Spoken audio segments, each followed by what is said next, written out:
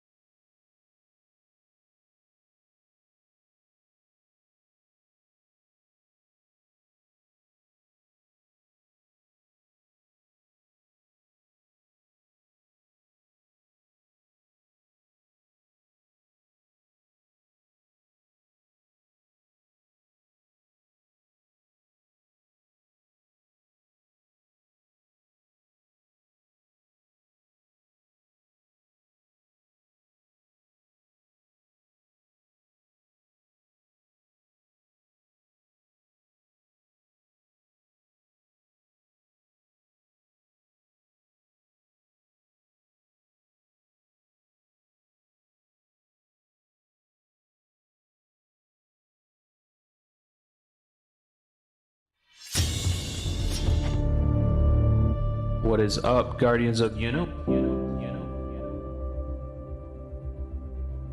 Guardians of Uno. Hey, what's up, Guardians of Uno? We are live.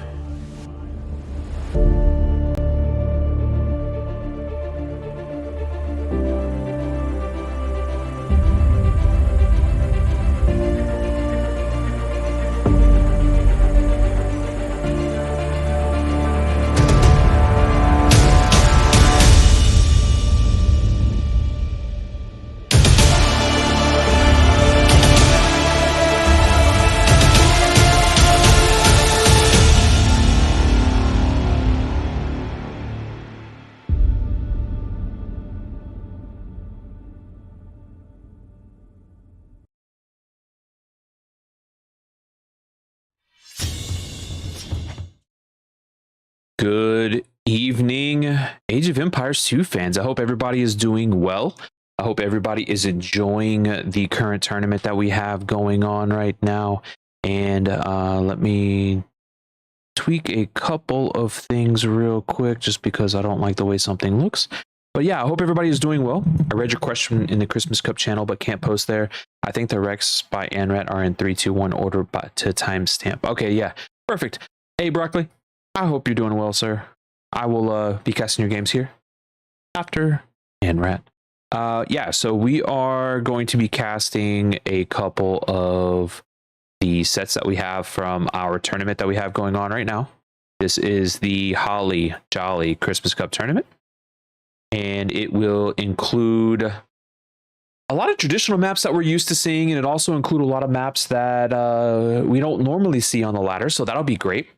We have several different brackets, and this tournament has turned into something a bit of a spectacle, which is really great to see in the Age of Empires 2 community, because it's not always just going to be the top, top 50, top 100, top 200 that you're going to see in these major tournaments, but you're actually going to see a lot of different elos. You're going to have a lot of different people casting, and this is great for the esports community. My name is Sin from Guardians of Uno. I hope you guys are doing well. You will find me playing on the ladder as well. I am about 1150, roughly, give or take, depending on the day. I mean, I've gone up 100 elo in the last month, so that's a good thing. You'll also see us playing a lot of other games like Ark and Conan Exiles and tons of JRPGs, Final Fantasy, everything like that. So if you don't know me very well, get to know me. I love video games. I love sports. I love music, so on and so forth. Hey, let's get to know each other. All of these matches will end up on YouTube, on our YouTube channel. Go and check it out. And we also have a couple of different events kind of going on. We want to thank our partner for this tournament, Props. They are a energy drink out of Germany, which is fantastic. And it seems that I am being followed by Vivi. No, not the AoE 2 player, not the Black Mage, but the brand new puppy that my wife has decided to foster. And it's super adorable, but it keeps following my voice. Nope. All right, so yeah, he can chill in here as long as he doesn't get. But I would like for him to play with the girls, but the girls don't really want to play. Hey, I see you on camera. That's cool. Oh yeah. Hey, you guys got to see my wife on camera, so that was cool. Hope everybody's that was fun. So yeah. That being said, we're going to get into the draft first. We'll get into the draft for the for the maps, and then we'll jump into the civs. We'll talk a little bit about the maps that are chosen and kind of how the format is. Each person will receive 4 bands. They will receive 2 picks, and 2 picks, 6 bands, and then the admin pick, which is going to be the map that they start on. Each person will have a home and an away map, and we'll go from there. What's up, BP Dog? It's good to see you, buddy. How you doing, man? Hope everything's going well for you. All right, guys, we're going to get into this, and this is kind of where the YouTube portion of it will kind of pick up. So I will be interacting with chat. Please light it up, if you will. All right, guys, here we go. And we'll get some music in the background while we're doing this. Start the Civ draft. Eisen's got the first pick.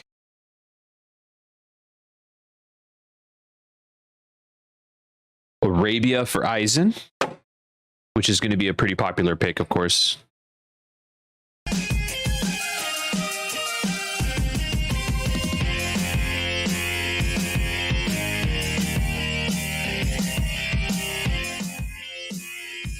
Arena for Anrat. Frigid Lake is the first ban. So Arabia and Arena, two, you know, classic Age of Empires 2 maps. Eruption is banned. Hey guys, let me know how the sound is. If I need to increase my volume or lower the music, by all means, just let me know. We will be turning the music off when it comes to our tournament games, of course. Mountain Pass. Banned. They're alternating bans back and forth, so it's not like a snake draft like you would see in some instances. Northern Isles doesn't want to play the water map. Don't blame him. Don't blame him at all.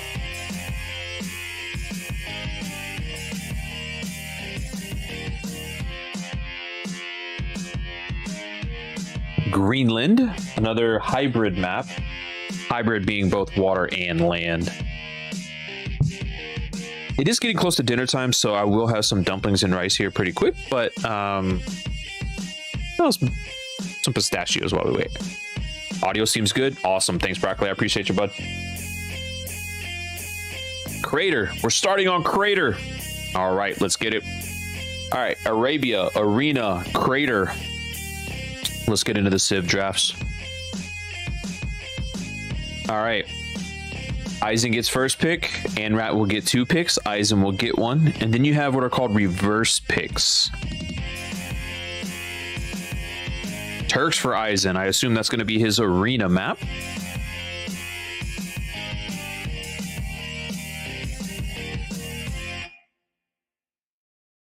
All right, what's Anrat going to go with here?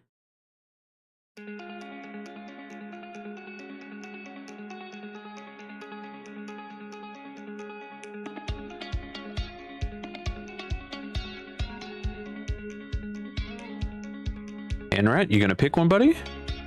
Anrat random into Mayans. Interesting. Okay.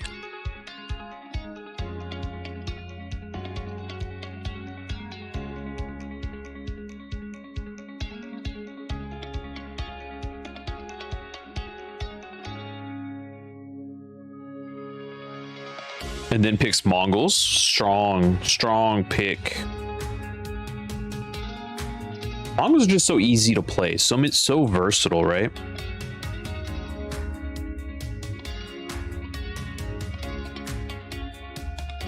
Lithuanians.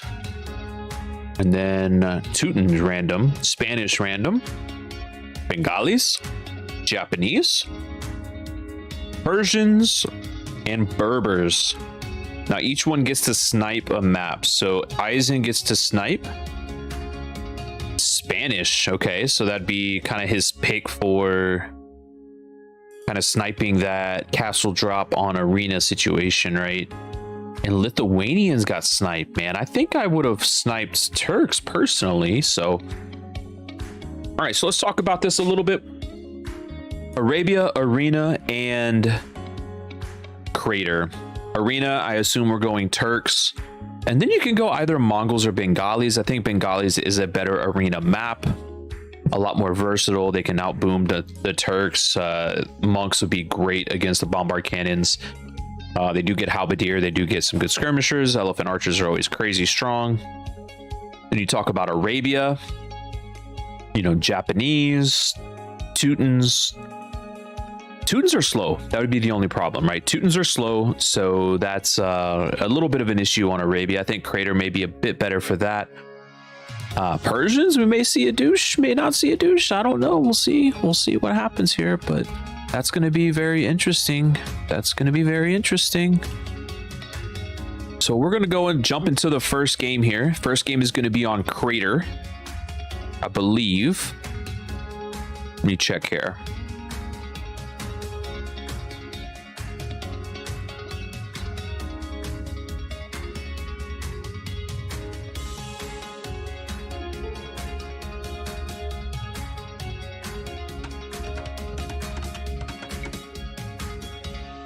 Yep. Okay. We've got Crater here. Let me get into Capture Age. Make sure we get everything set up. And then we'll talk about the Civ matchup and we'll go from there.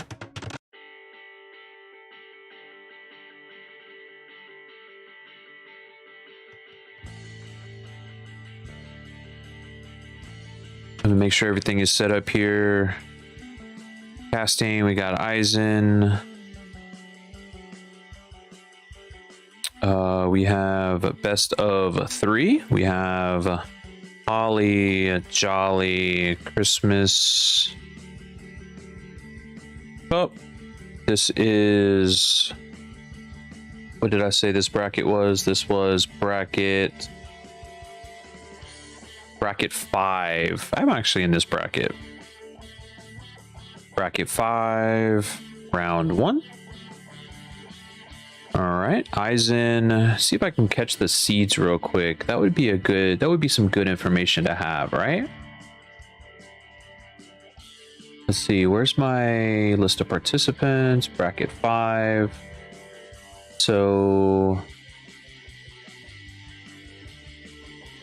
Eisen is seed 12. And Anrat is seed 21. Cool. All right, I think I'm good otherwise. Let's see where we are. All right, I think we got this all set up nice and pretty like. Let's get back to the beginning here. Oh, it starts at 10 seconds. Okay, cool. All right, let me move my displays around. Let's get this up and going, and we'll get into the game.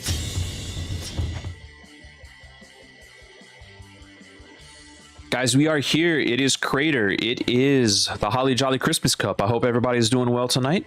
This is going to be a lot of fun. So let me get my HollyJolly image back up here. We want to make sure we're representing the HollyJolly Christmas Cup in all its boundless glory. We're going to set that bad boy kind of right here in the corner where I would normally sit, but that's fine. You're not going to look at my pretty face tonight. We're going to be looking at the HollyJolly Christmas Cup. We have Anrat, seed number 21, playing the Mongols over here in the red. And in the green, we have Eisen playing as the Turks. Seed number 12. Both of us jumping on sheep pretty early. I assume a couple of houses going up. We have 6 villagers. We have 7 villagers.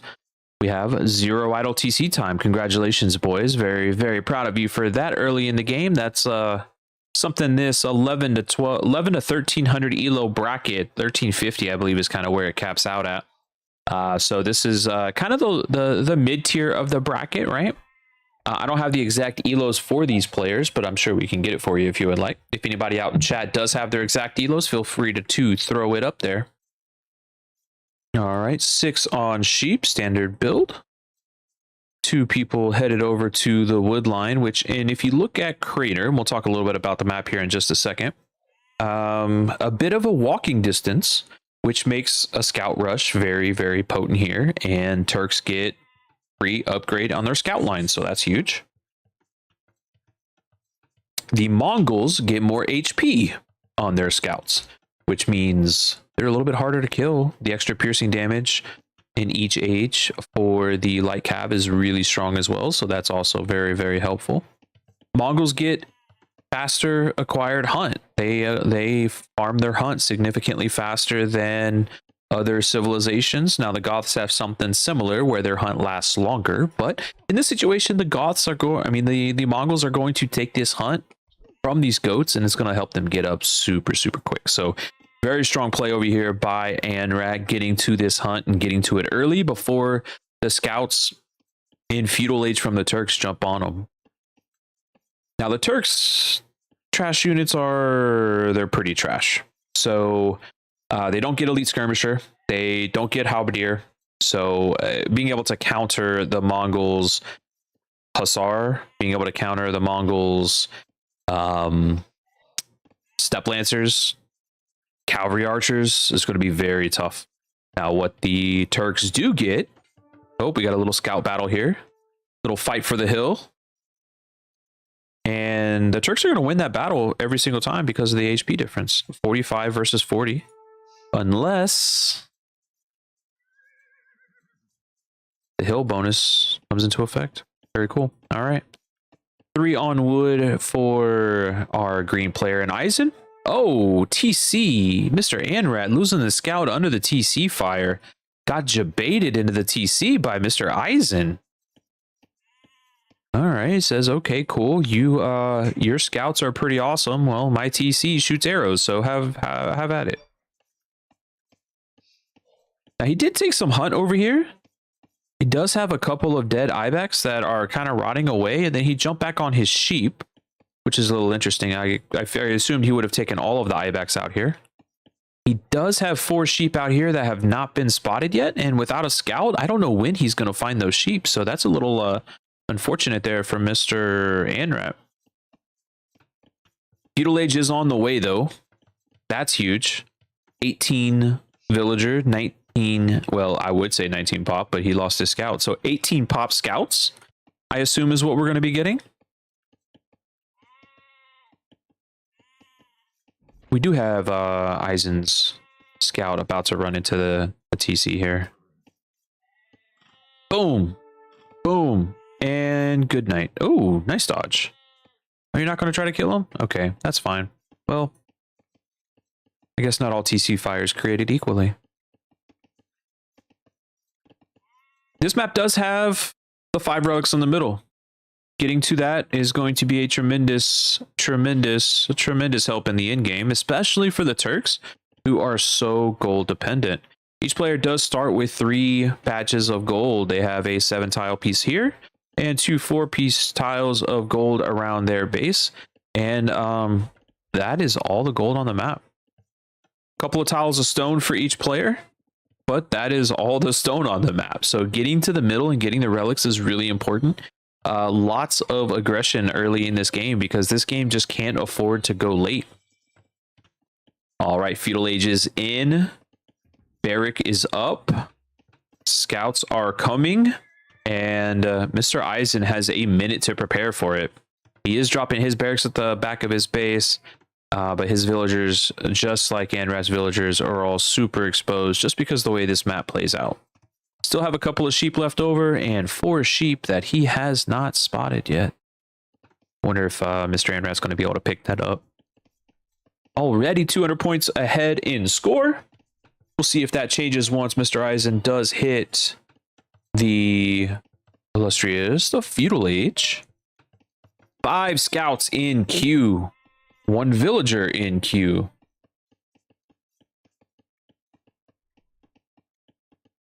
Is there something queued in front of that? No. Okay, the villager's coming out. He's got plenty of food to make more. Decides to grab horse collar. Doesn't have any more villagers in queue. There it goes. Good job, Mr. Anrat. Appreciate you, buddy. Oh, the baby woke up. Baby's awake.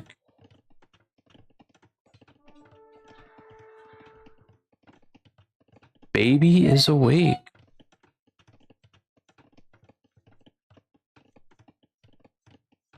I'm supposed to be in my Discord channel and I'm not, so I'm gonna jump in here in my Discord channel. So here come the scouts, folks.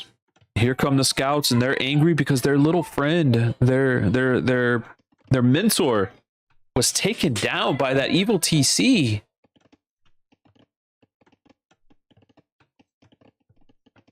What do we got? All right, all right. Scouts coming in. More scouts being produced. Tons of Vital Eco over here, though. Tons of Vital Eco. So let's see. A couple of spearmen out to protect.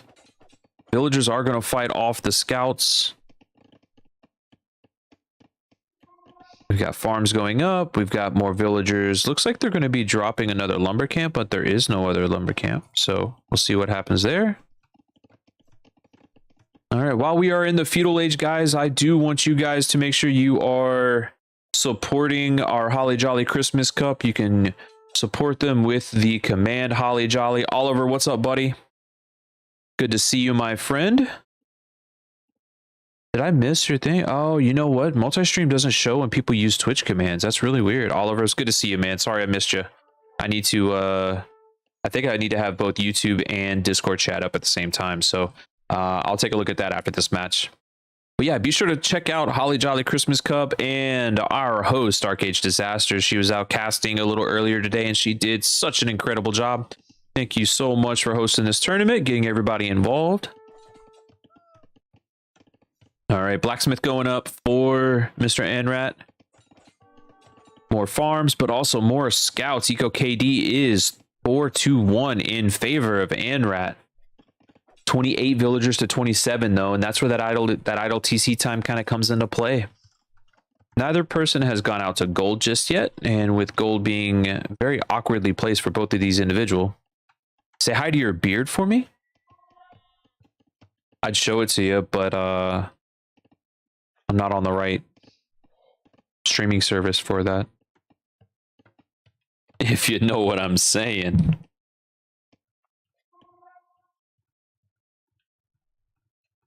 All right. Let's see here. So Eisen sending in his scouts. Only beards. Let's go. Only beards. Hey, actually, check out, is it TBS? No. Support. I can't remember the command. There's a command that we have for the beard struggle, one of our affiliate marketing partners. If you do have a beard yourself, like my beautiful, beautiful beard, go get yourself some beard struggle. Oh, what do we got here? We have a broken palisade, and we have 2 potentially dead villagers. Oh, and that Eco KD is now even. And just like that, Mr. Eisen takes the eco lead. Probably going to pick up a couple more. Does Anrat even notice this? I don't see any reaction from Anrat. Okay, now we do. Now we see a reaction. Those 2 scouts have gotten significantly more value. Those 2 scouts have gotten significantly more value than the 6 or 7 scouts that Anrat has put together. This guy's still over here wailing away with his +1 armor. All right, looks like we're trying to go up to Castle H here for Mr. Anrat. Villager's going to fight it off, but Mr. Johnny here's going to drop. He's down. 8-8. Eco KD is even, folks, going into the Castle Age for Mr. Anrat. Eisen's not too far behind, and it doesn't look like he used... Let's see here. It doesn't look like he used the... Oh, another spear goes down. Doesn't look like he used the market very much. Anrat did use the market on the other hand, though.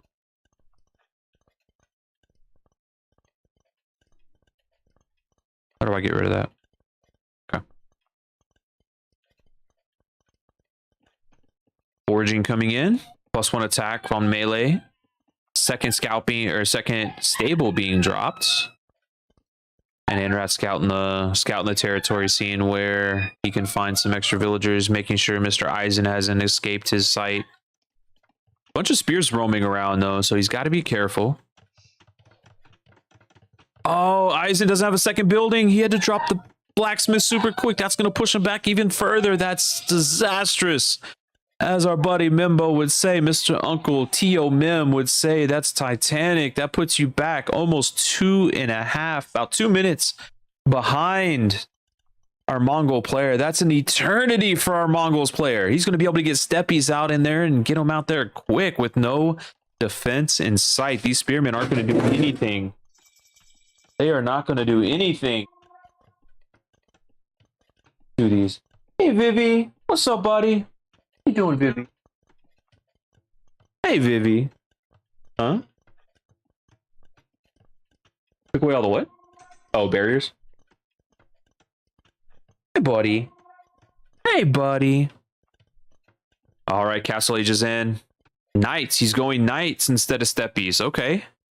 I'm okay with that. Knights are fine, right? I do think knights, though, have less potential in this particular situation, mainly because a monastery really takes away that. Plus, spearmen are a bit more dangerous to me in knight situations.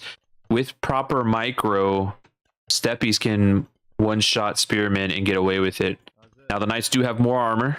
Knights do have a bit more attack, but they don't have the range. And in this situation where he sits under the TC with only +1 armor, he's going to get hit, and he's going to get hit hard. Again, more damage being done. These Knights, this early advantage is being thrown away a bit. Now, what is happening, though, is a second TC is being dropped by Anrat right on the gold there. That's going to help get the villager count in his favor. A couple of monks are already out. He's grabbing those relics right there in the middle. So that is going to help out gold long term. See, here's the other thing. Turks can make camels, guys. Camels counter Knights. I think personally, if I was in this situation that Anrat is in, I probably would have loaded up on cavalry archers. Now, monks running to the middle, they are going to be able to get sniped down. Here comes the steppies. That's what I like to see. I love those step lancers. Now, the light cav aren't going to be able to do too much back here. Now, if they do get in the wood line, that's going to be absolutely terrible. So he needs to quick wall. Are we going to get some quick walls down? Are we going to see it? Let's see if Anrat reacts. So situations like this is what separates your high tier players, your high caliber players from your lower caliber players, right? So, all right, he jumps down in the gold for some reason. I personally would have gone after that. Okay, now here comes the house walls. That should have happened a lot sooner, in my opinion, but also I feel like Eisen should have attacked the wood line as opposed to the gold there. I think you weren't going to be able to get anything with that TC underneath that fire. The wife is putting up the baby gates for the puppy, so he can't get into anything. Where's he at? Oh, he's over in his corner. Okay.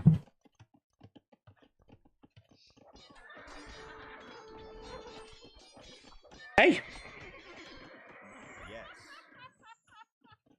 One sec. My mouse has been periodically unplugging. That's how I lost my scout at the start.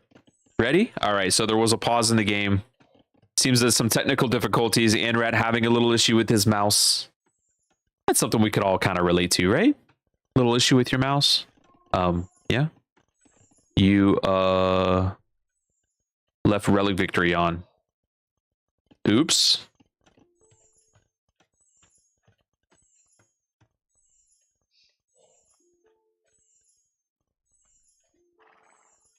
That's in the tourney. Oh, is it standard victory, right? Yeah. All right, Eisen. Relic and Wonder is enabled. All right. Wait, so I can...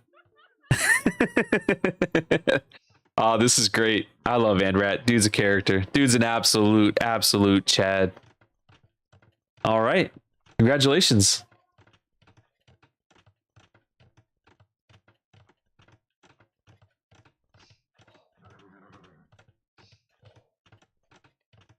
Broccoli, did you get a relic or a wonder victory? Don't tell me it's next. No spoilers. Don't spoil it. Okay.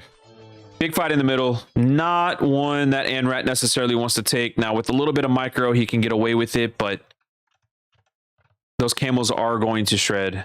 Look at the boy miner. Look at the micro, but the knights go down. 3 TC, boom. For Mr. Anrat here. 2 TCs for our Turks player. Another fight here in the middle. All right, he's retreating back. I think he needs some more camels. Those camels do have +1 attack, but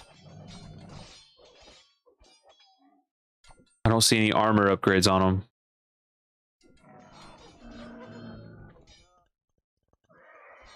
They're going to get micro down. Anrat's a Chad. Anrat's going to do it. He's microing down those. Now, here's the other thing, too. Your step lancers don't have a ton of pierce armor, just like the camels don't have a ton of pierce armor.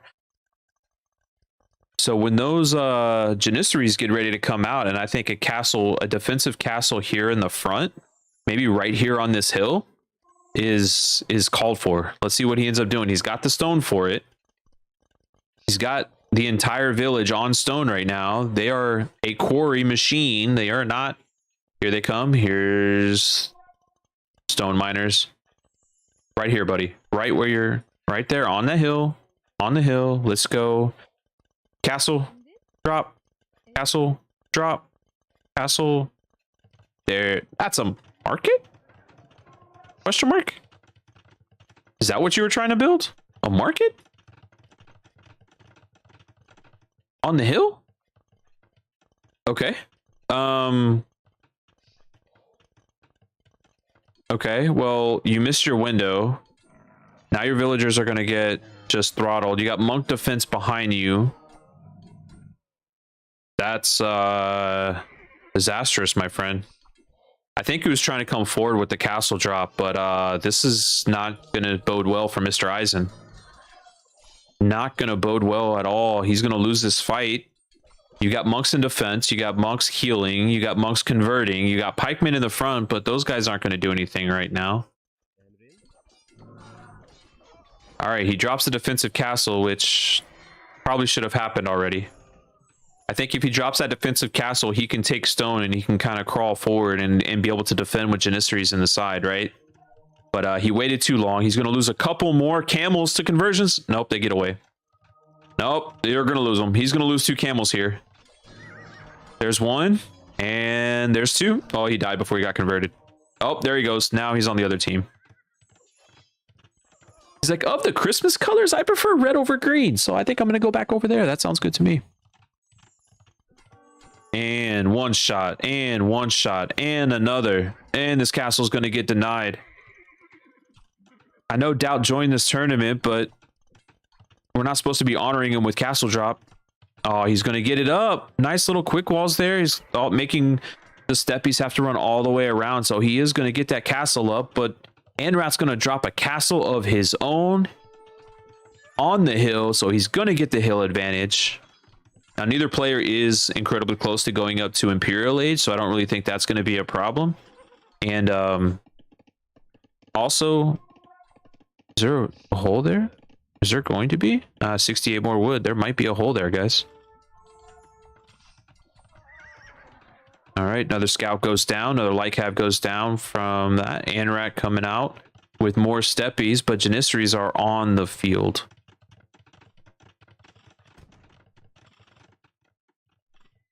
Are these steppies going to attack, or what are they going to do? Oh, they're going to attack this mill. Apparently, this mill was like, you know, disrespecting them or something. But yeah. All right, castle's going to go up. Janissaries aren't going to be able to stop it. Forward farms. Forward farms. Well, I mean, I guess Anrat with all that gold right now could actually, you know, buy lots of land wherever he would like. He's going to take the gold up front.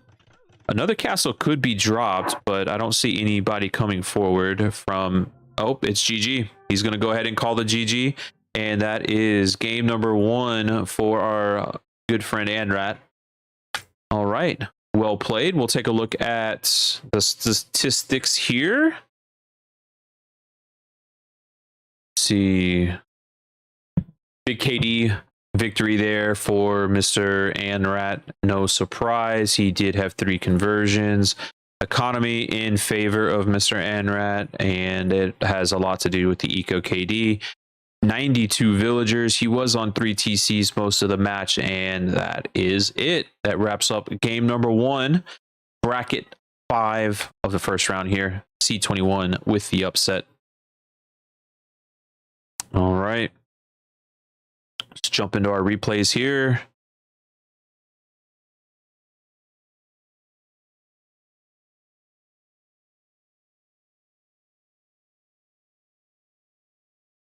Can I pull them from here? I think I can, right?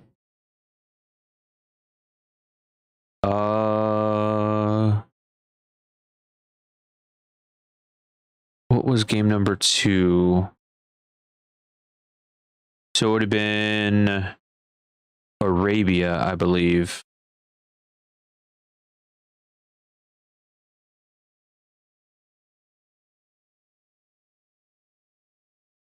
Jump into game number 2. Persians versus Mayans on Arabia. We gotta change Anrat back to... how do you change team color? There we go. Okay. I knew there was a way to do it. In the red, in the red. Yeah, Rat, he took game one. Absolutely, man. How you doing tonight, sir? All right, Anrat with the Mayans in the red. Over here in the green, we have Eisen with the Persians. Doing well, man. Doing well. Casting the HollyJolly Christmas Cup. And hope you are doing well. Hope the family is well. I hope your visit to the dentist went well. All right.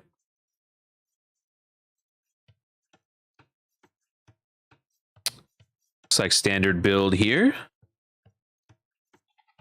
6 on food for both.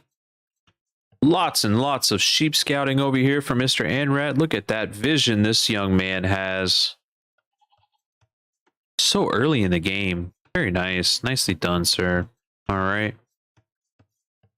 Spotted the hunt over here. Arc later, bro. Oh my god, I'm so hyped. I need somebody to buy it for me. Really enjoy the cast, but I have to go to bed now. Hey, Broccoli, you have a good night, man. I know it's super late where you guys are. I'll have your game posted in the next 48 to 72 hours on our YouTube channel. If you'd like to go back and watch the cast, you are more than welcome, and we appreciate your support as always, man.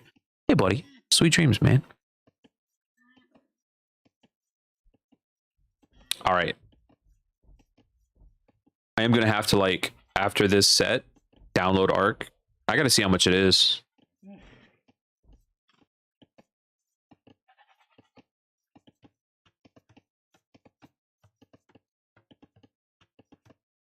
All right, we got one rhino in. We've got one rhino in here. Second rhino is up top here. House coming out. Looks like he's going to wall. He has not spotted all his sheep just yet, so not a big deal. I mean, the Persians do have $45 USD. God.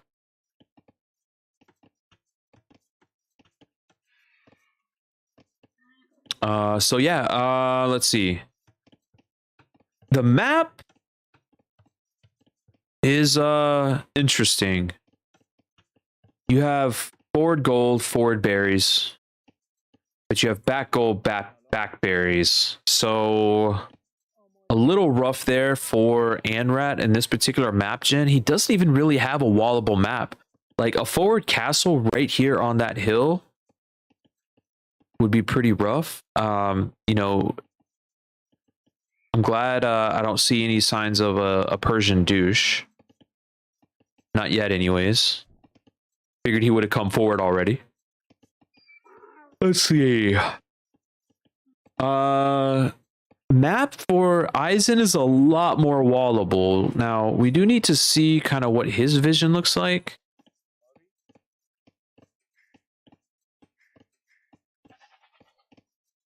So he does see the map really well. And he can wall there. He can wall to the edge there. He's got a little bit of walling potential here. So, I mean, he can block off a large part of this map going off to that side. Both scouts going out looking for each other. Maybe they can watch and meet in the middle. Have a cup of tea.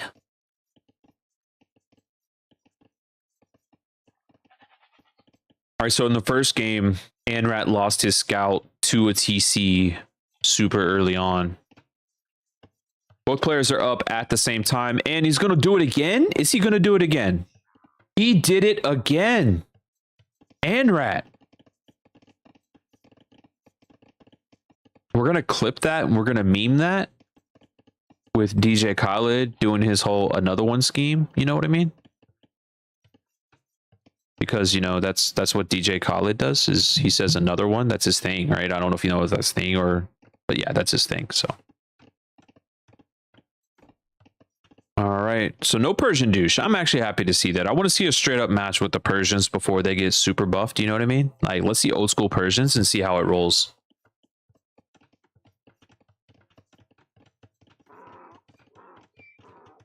Exactly, dude.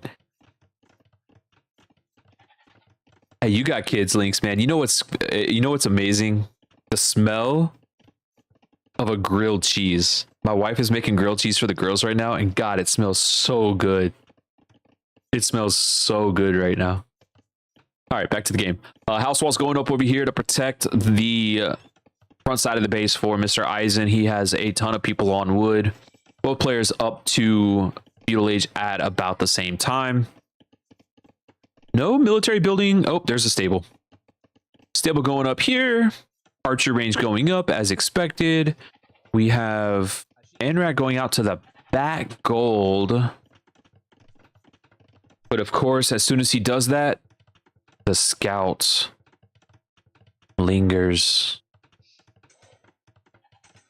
The scout lingers. He's waiting. He's watching. He's wondering what's going to happen.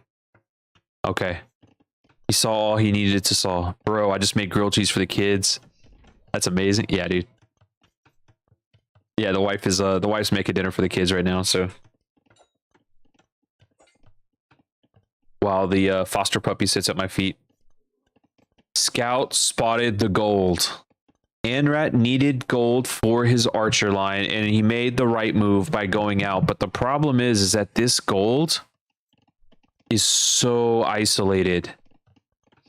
So isolated. We got 3 scouts coming in for our Persian player over here, and it's going to be a little rough. The smell is something else. It's just a satisfying... It's so nostalgic. Like, it just reminds you of childhood. It reminds you just... I don't know. It just smells so good. I don't know. Anyways, maybe I'm just fat. I don't know. Man, I went to the gym and I realized something. Kids, do not do arms on the days that you got to play games. So when I play my game on Sunday at 14 GMT, sorry, 14 GMT, I would have done legs that day. I will not be doing arms that day. You're not going to trick me into a loss like that, Plotter. Not going to happen, bro. Scouts into the wood line over here. Scouts are into the wood line, and we might have a... Oh, I'm definitely doing leg day. This villager should have done leg day because he didn't run fast enough to the TC, and now he's dead. See what happens when you skip leg day, fellas? You don't make it to the TC in time. Oh my god. It's a bloodbath. Here come the spears. Spears moving in quick. That guy did leg day. He made it. And he's like, you know what? I don't even need to go to the TC. I'm going to go back and eat some more berries because I did leg day and I can do that. But here's the problem. Oh, nice little quick waltz from Anrat. Very well played, sir. Looks like you've been practicing a little Alcatraz. But then little old lady out here decides she wants to fight. Okay, G.I. Jane, get back. Idle TC for Eisen amongst all this has been fantastic. So good job by Mr. Eisen over here by dodging these spears. Mini Viper, yeah. Hey, he might be a bit of a garden snake, you know. Not quite the Viper, but, you know. It's all right. Maybe one day he'll grow big. Couple archers moving forward. They do have fletching, so they will be a little dangerous. They'll be able to take out a couple of villagers, especially out here on the berries. There's 3 potential victims right over there. We do have skirmishers in defense, though, so that's going to be a little tough there. And that's something that Mr. Eisen can afford because he's able to put so much pressure over here on Anrat. And there's another dead villager.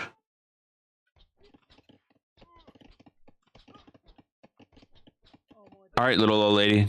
I like the gusto. I like the courage, but probably not the smartest move. Spearmen jump on the Persian scouts pretty quickly. Skirmishers jump out in defense of their base. Now, a couple of things I want you guys to notice for some of the lower ranked players that if you guys just didn't notice, right? So, what Anrat is doing here is he's moving in on the skirmishers. The skirmishers have a minimum range, so the closer you get to them, they can't even attack. So even though they are a direct counter to archers, and it takes a few extra shots, especially before the important padded armor tech comes in at this point, you have to get close. All right, we got spearmen in defense over here on the berries. And we have a TC in defense over here for the archers. So both players losing their forward armies. Couple of eco KD, couple of eco kills for both players, but Eisen is still up 3-2-1. And the skirmishers are now chasing, which is not the position you want to be in as the archer player, right? even though the Mayan archers are cheaper, that's not the position you want to be in. You want to be up and close on your skirmishers or nowhere near them at all. More archers coming forward, spearmen coming forward. Now, one of the downsides to the Mayans is they don't get light cab, but they do get eagles if you want to tech into the eagle side and have them take care of the skirmishers for you. But it looks like our Mayans player in Anrad is completely content doing what he's doing here.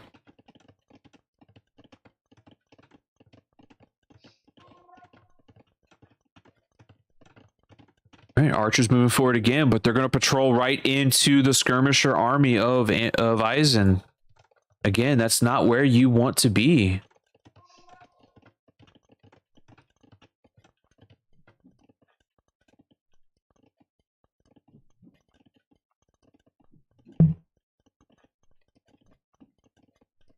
I'm just checking Discord here real quick.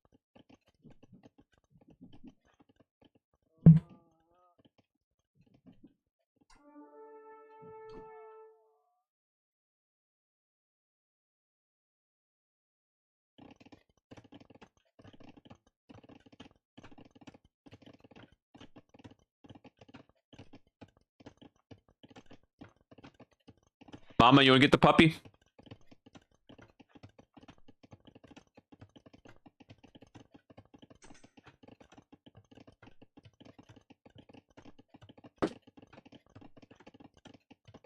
Outside. Outside. Get into some deadly skirm numbers. Oh, I know. Yeah. I mean, archer numbers are strong too, but they're not going to be able to do very much against the skirm. Now, bringing the eagle forward is the right call there. And he does have the +1 armor, which is going to be huge.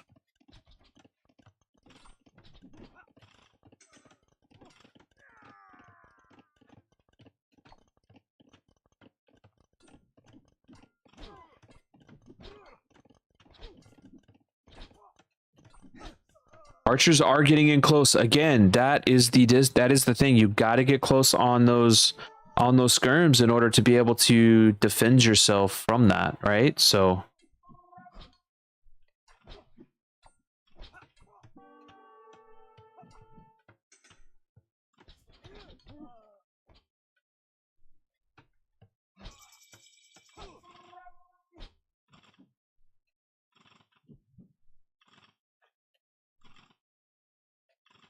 all right, sorry about that. I had to take care of something on Discord real quick. All right, looks like he was able to take care of the skirmisher army there, but we do have Castle Age for our Persian player, which means knights can come out, and when those knights come out, those archers will die. Now the eagle over here trying to get some value. We do have a scout over here kind of patrolling this hill, making sure nothing comes up there, but more archers are coming forward. Castle Age is on the way for Anrat, so he is going to be in a good position here. Oh, so much wood was sold.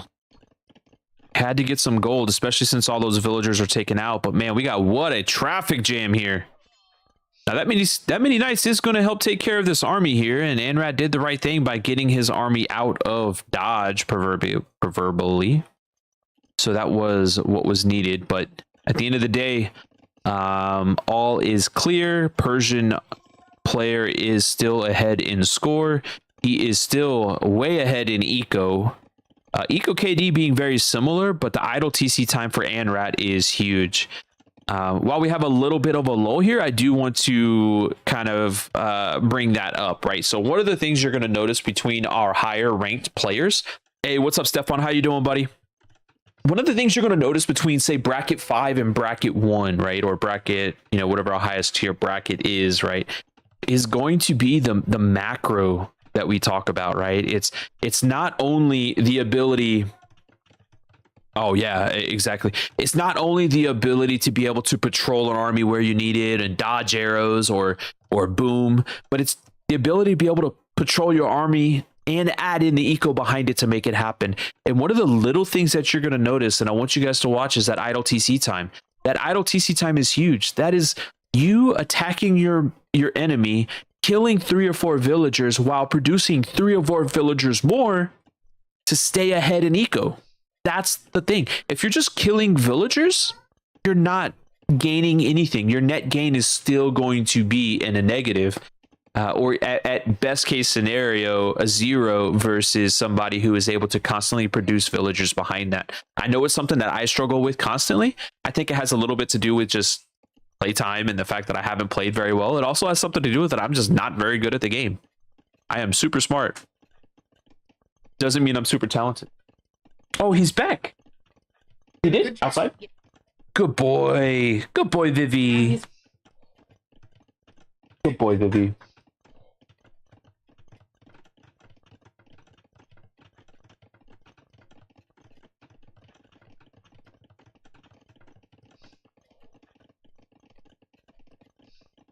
All right, so let's see what we got here. We have a nice little archer army of about 19 archers. We got 2 Mayan monks. One of them is bringing in a relic over here on the north side.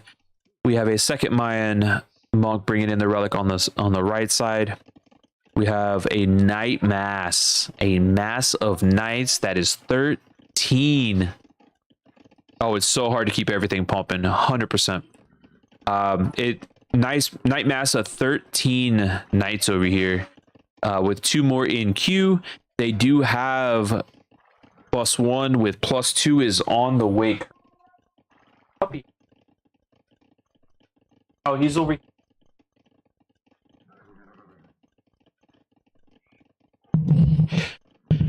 I think once that +2 comes in, he can feel comfortable taking that fight. He's going to bring them in now. They will be able to attack. They'll get that +2. Foraging would be nice because that does give them an additional attack towards in general. He'll probably get 1 conversion here. Second conversion, maybe? Maybe? Yep, there's 1 conversion. Very well done, Anrad. Nice reaction time there, sir. Mr. Stefan, thank you for hanging out with us tonight, watching the HollyJolly Christmas Cup. Be sure to hit follow. We will be doing a ton of casting and playing ourselves, and all of our content will end up on the good old YouTube. What are you doing, baby? Okay, be careful. I am a father of 2 and a husband, of course. So you will see and hear our kids around. So I hope you guys enjoy them. Lady Freya and little Yuna will be around.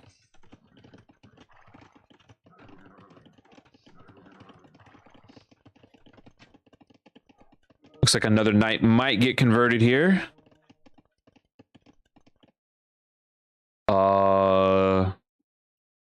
Why did he just get marked? That's interesting. Okay. We got some knights in attack over here on the left-hand side. They're kind of just hanging out, look kind of a patrol situation. That guy's going to get just slaughtered. Wow. Okay. All right. Nice little, nice find there. Nice find there.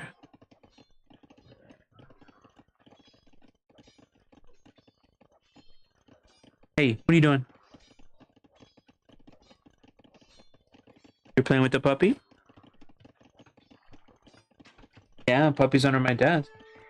You gotta be gentle, right? Yeah, you gotta be gentle. Okay? Do not touch anything under the desk, okay? Okay? Not touching. Okay? I've got a feeling my daughter's gonna press a button at some point. All right, big fight happening over here. Archers are going to go down to all of these knights, which is not going to bode well for Anrat because he doesn't have very much. He doesn't have anything in defense behind this. More archer rangers are going up. He does have plenty of gold. He does have more villagers on the way, but he is behind in eco by 20 villagers right now. Wheelbarrow coming in. Anrat already does have wheelbarrow, but he is about to get raided over here on the left-hand side with a light cav coming in. Light cav knights can sit under that TC with the TC fire with that +2 armor. So they're just going to be happy camping underneath here. They're going to take care of any villager that pops out, except for this one that just kind of stood here and did nothing and literally just watched his village get attacked and did nothing about it. Good job. Appreciate it. Attacking a house because that's always useful. This knight might get converted after he kills a villager. So he's like, I'm going to kill you and then I'll probably join your team. That's cool. University going up, probably for ballistics. But we do have Imp on the way for our Mayans player. What, baby? Okay? Okay. Sorry, I have to keep looking down at my daughter because I'm afraid she's either going to push something or get too close to my chair. Another villager just passing. All right, another villager going down up there. We got 2 scouts attacking their friend who used to be on their team because, you know, Mayans can't make knights. Another just passing. Okay. And the gold's going to get attacked by Eisen. He's going to find this gold, and there's nothing that Anrat can do about that. There's 7 dead villagers there before he's even able to react. Ballistics is on the way. Guess just standing still keeps villagers alive. It's kind of like a T-Rex, man. Like, if you stand still, they can't see you. There's also a Family Guy bit about that, about a particular individual, but I'm not going to say that because we're trying to stay family friendly, at least at this point in night. Hey, what are you trying to do? Trying to go? With the puppy, or do you want to go? No. Let the puppy has to get comfortable. Rat needs pikes ASAP. He needs something, man. Those knights aren't going to cut it. He is producing more archers behind this, but the archers aren't going to be able to put out enough damage. We do have a monk over here who's kind of patrolling back and forth. He's going to get a conversion on that. Is he? He did not. No, leave my water alone. Leave it alone. Hey, mommy has water for you. Mommy has water for you. Big raid over here on the right. Big raid over here on the left. We have a bunch of villagers going down. We have a 35, 38, 39 to 2 KD in favor of our Persians player. Our Mayan player is an imp, but for what?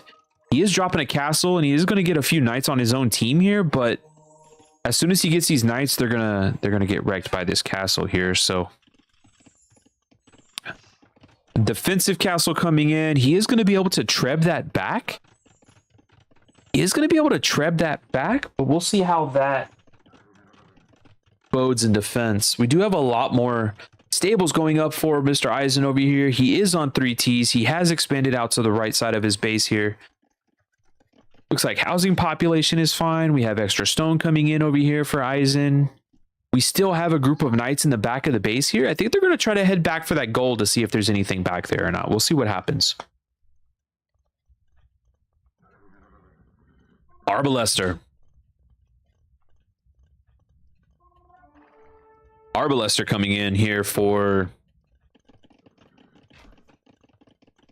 an Arbalester with Bracer and Ballistics. These things are going to be dangerous. I don't see chemistry in just yet. And these villagers are very inefficient, but that's fine. I think chemistry is probably going to be the next thing that needs to come in. I think more Arbalesters are in tow, but you're talking 113 to 70 right now. 113 to 70. Now, Imp is coming in for our Persian player. No, come here. No, sir.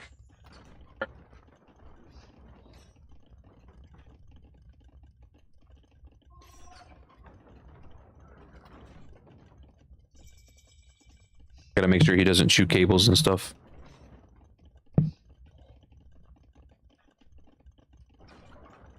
All right. We are trebbing down this castle, but he is repairing it as fast as it is being attacked. Imp is in. Cavalier is coming in. +2 armor is coming in, so he will have +4 knights. Got 2 trebs here. We got Arbalesters in the front. We have a couple knights in the front even. Pretty interesting. Got 2 knights on his side. Accidentally made a skirmisher, canceled it. Very good, but he is getting irradiated again over here on the side. I probably would have waited just another 30 seconds on that, and so you can get Cavalier, do a little bit more damage. But it doesn't look like Enrat's even paying attention to this side. So, yeah, he's going to lose some more eco on this side. He's down to 73 villagers. You okay?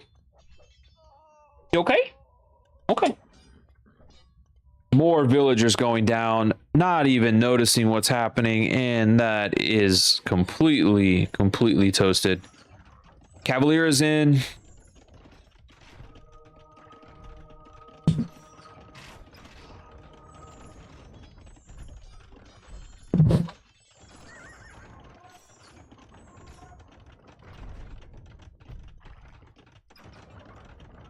So the whole while, all the while, this front is so important. This left side over here has just been taken over. I think he's kind of given up on that TC there. These trebs are being repaired, but they're also being attacked, and a villager just got pelted with a trebuchet. How rude. More stone being taken on the side over here. And this might be the final battle of the game. Cavalier are going to get shredded by the Arbalist, but the monks in defense are going to get taken out by the light cav. The +2 for the archers and the against the archers for the Cavalier is going to do a lot of work. See what happens here. Arbalesters are holding their own. Arbalesters held their own. Very well done. But more raids are getting ready to happen in the back of the base here. Oh, control your army, Enrat. Control your army, Enrat. Sitting under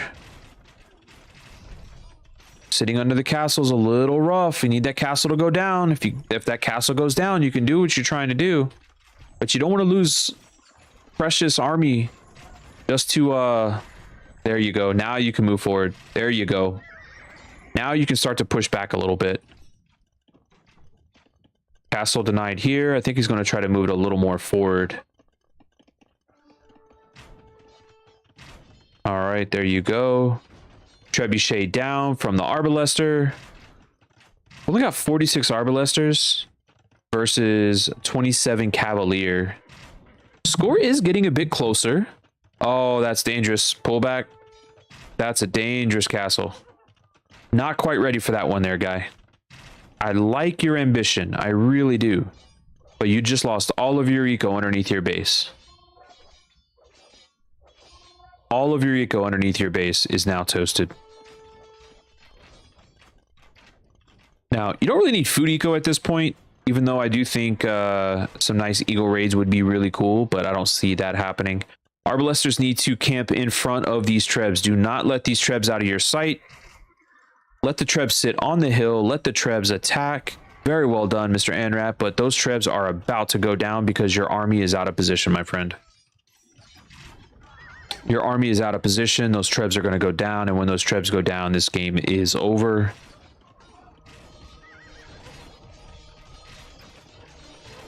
A lot of Cavalier were killed, but those trebs were critical. You need those trebs. So we'll see what happens here. He's only got 9 on wood. He's only got 2 on food. He's got an immense amount of Arbalesters, but doesn't have anything else in defense. That castle right here is going to go down to these trebs super quick. So that's going to be a concern. And what are we going to do? Are we going to have more trebs come out? We don't have enough wood to make that happen. A bit of a concern here for Mr. Anrat, who has made this game a lot closer than we've all anticipated. So he is going to be, if he moves on in this tournament, he is going to be somebody that's people are going to have to consider. I think rank 21 is a bit high of a seed, or low of a seed, I guess you would consider in that regard. But at the end of the day, you earn the seed you receive. I think it has a lot to do with his time away from the game, to be honest, because he doesn't play a ton, mainly due to school. He is a younger guy, so.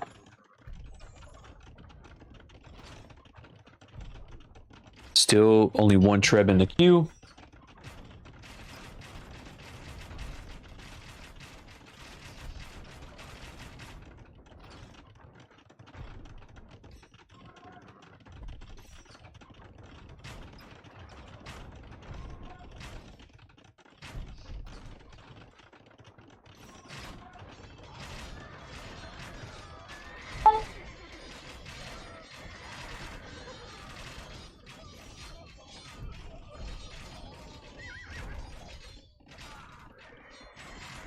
Nice move to kind of jump through the castle to take the hill, but too many Cavalier.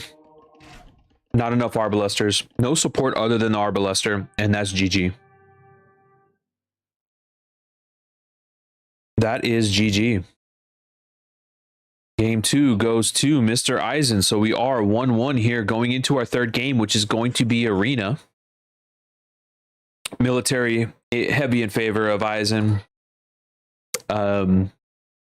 Eco, with the exception of gold, which is kind of something the Mayans kind of specialize in. So Anrad did hit Imp faster, but he didn't have the army behind it in order to support it. So very well played there. Nicely done, Mr. Eisen. All right, guys, we are going to take a quick break real quick before we jump into game 3, and we'll complete this set between Anrad and Eisen. Give me just a second. I will be right back.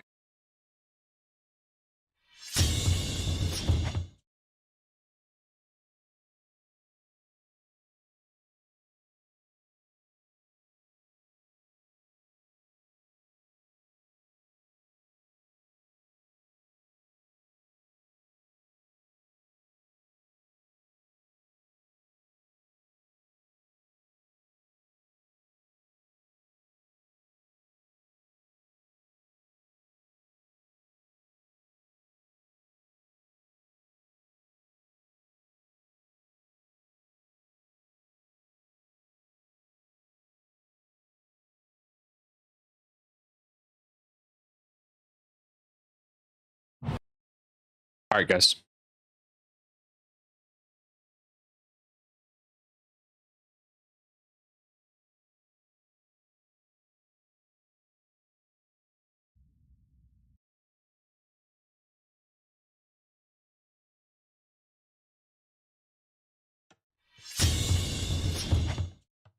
Game number 3.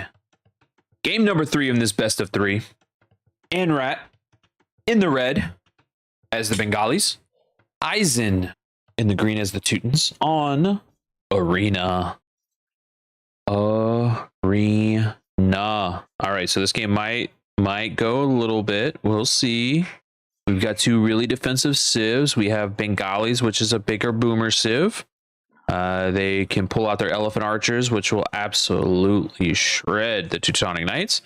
They do get pikes to handle the paladins from the Teuton player. Now, the Teuton player could also trush. Now, what is a trush? Trush is a tower rush. T-rush, trush, tower rush. And the reason why it works so well with the Teutons is one of their bonuses is they can garrison more villagers in their towers.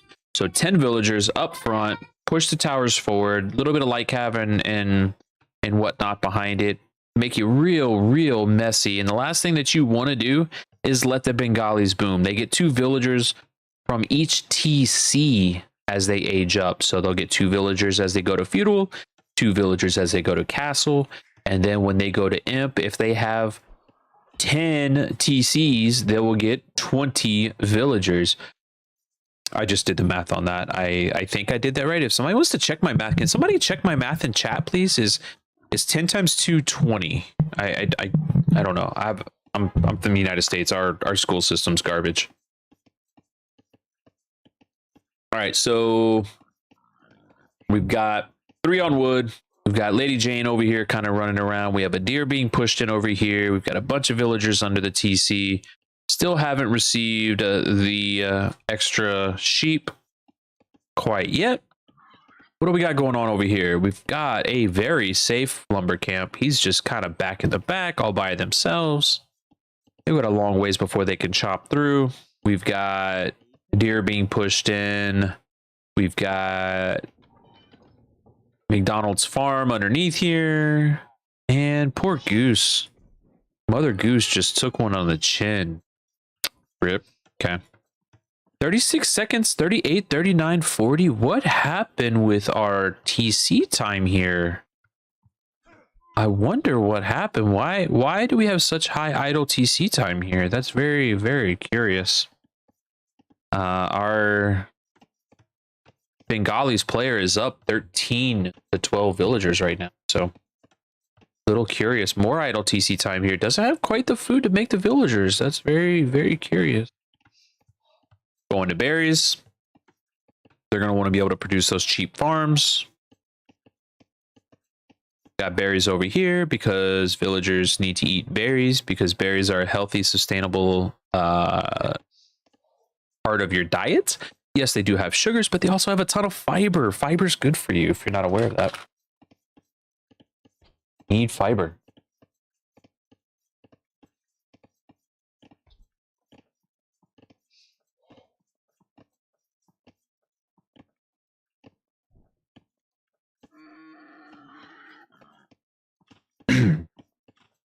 All right, second board coming in for Anrat. House going up. I'm assuming we're going to see... I don't see any villagers going to stone yet, so we may not see a trush. He is going up to 20 villagers. It's probably going to be fast castle from both, but we still have a couple more villagers here to see. We still have a lot of food under the TC that still needs to be handed. Both players sitting on quite a bit of wood.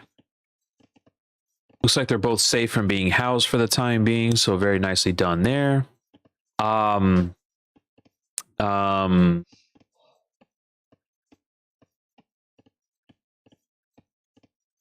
did you lose a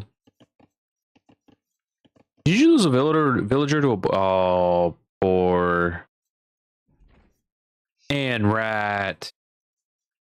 Okay. Okay. Well, I mean, to be fair, you don't have a TC to run under. So you weren't going to lose your scout to a TC, but you might lose it to the Teutons player, but if he wasn't so slow. So I guess to compensate for not losing your scout under the TC, you decided to lose a villager under to a boar, but you know, I'm proud of your consistency and your effort to remain consistent in your effort to awkwardly lose a unit or a villager. I'm very proud of you, man. Consistency is the key to life. You guys want to know what happiness is? Hey, what are you doing? No.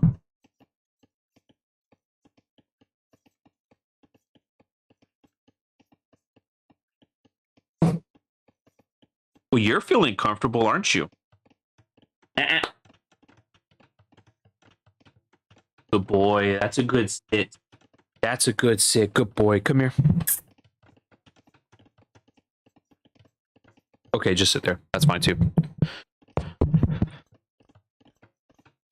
All right, guys, while we're in this little bit of a lull on the way up to Feudal Age, I want to thank everybody for joining us tonight. I appreciate you guys hanging out with us.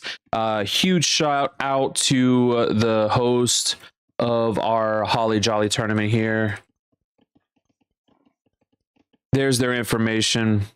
Be sure to give darkagedesaster in all her glory all of the praise for putting this tournament together. And we appreciate all the volunteers that are helping out as admins, as mods, and a huge shout out to our tournament sponsor, one of our tournament sponsors, in Props. They are an energy drink out of Germany. Be sure to check them out, guys. I don't live in Germany, so I can't tell you how they taste, but they're sponsoring this tournament, so they're my favorite energy drink right now.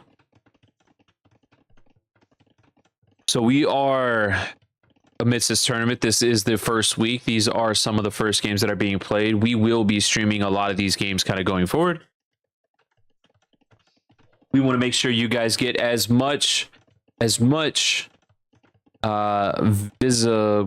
word I'm looking for? We want to be as visible as possible. We want to have as many eyes as possible on this tournament. I think one of the issues that plagues this older esports scene, as people know this is an older game, is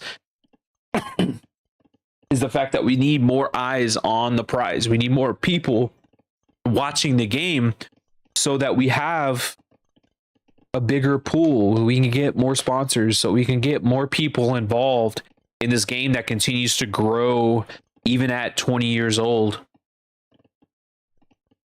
So the more people that are watching this on Twitch, the more people that are watching this live, the bigger the possibility of this thing getting bigger. So be sure to support, be sure to join the forums, be sure to not be toxic and have a good time. We are all having fun playing a 20-year-old game, so let's continue to support each other. All the streamers that are out there, kudos to you guys for sticking with this. And we hope to have a great tournament. There's several other tournaments going on right now as well. Be sure to check out all of them. You know, Warlords 2 and all the rest. So be sure to support the AoE 2 community. And the last but not least, I am going to shout out Extra Life. Extra Life is a charity organization that focuses around gaming. And the big thing with Extra Life is that it supports the Children's Miracle Network. We are doing an Extra Life 24-hour streaming event November 4th. Our stream team currently consists of Pride Gaming and hopefully a couple of others joining us soon. You can support them and support me, and most importantly, support the kids just by clicking on that Extra Life link there. Go and follow Pride Gaming as well. He's a really, really great dude. Another father that loves to game, but be sure to go check out that Extra Life link, learn a little bit more about Texas Children's Hospital. They're one of the best hospitals in the world, and they support a ton of kids. All proceeds go to them. 100% of what you guys donate will go to Texas Children's Hospital. All right, guys, we got Castle Age coming up, which means we are going to see these super tanky monks from the Bengalis. The problem is your Teuton team bonus is the conversion resistance. We did have one scout go down, but we do have a militia member go down. We do have two. What's that tech called? Not bloodlines, but husbandry lists. Cavalry units out here. Big eco lead now. We got 10 villager lead for Mr. Bengalis over here. He's got 2 TCs, third one going up. Second TC going up now for our Teutons player. He is bringing out 1 monk. Both players do get access to atonement. Both players do have really strong monks, but the problem is, even with +3/+3, I don't know if that's going to help them in the conversions resistance that the Teutons get here. So we'll see what happens. Looks like both players are going pretty scout heavy. A couple of spears out for Mr. Anrat to try to help defend against these scouts, but we are going to bring the scouts out to try to take care of the... We are going to bring the scouts out to try to take care of the other scouts, so maybe we can get some relics out here out on the field. Games like this, especially when there's no early pressure, the relics are absolutely critical because there's not a ton of gold inside of the base. You do have 1 extra tile right outside of your base, and then there are 2 neutral tiles that you will find, but there's not a lot of gold on this map, so it's going to run out. Relics are going to be the way that you're going to have to get your siege in the future.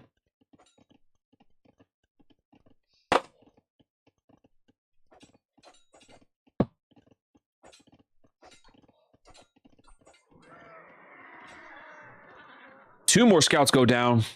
3 more scouts go down. KD in favor of Vanrat, 4-2. Eco KD in favor of Eisen. Well, it's 0-0, but because Anrat lost a villager to a boar. Relic count 1 for Anrat.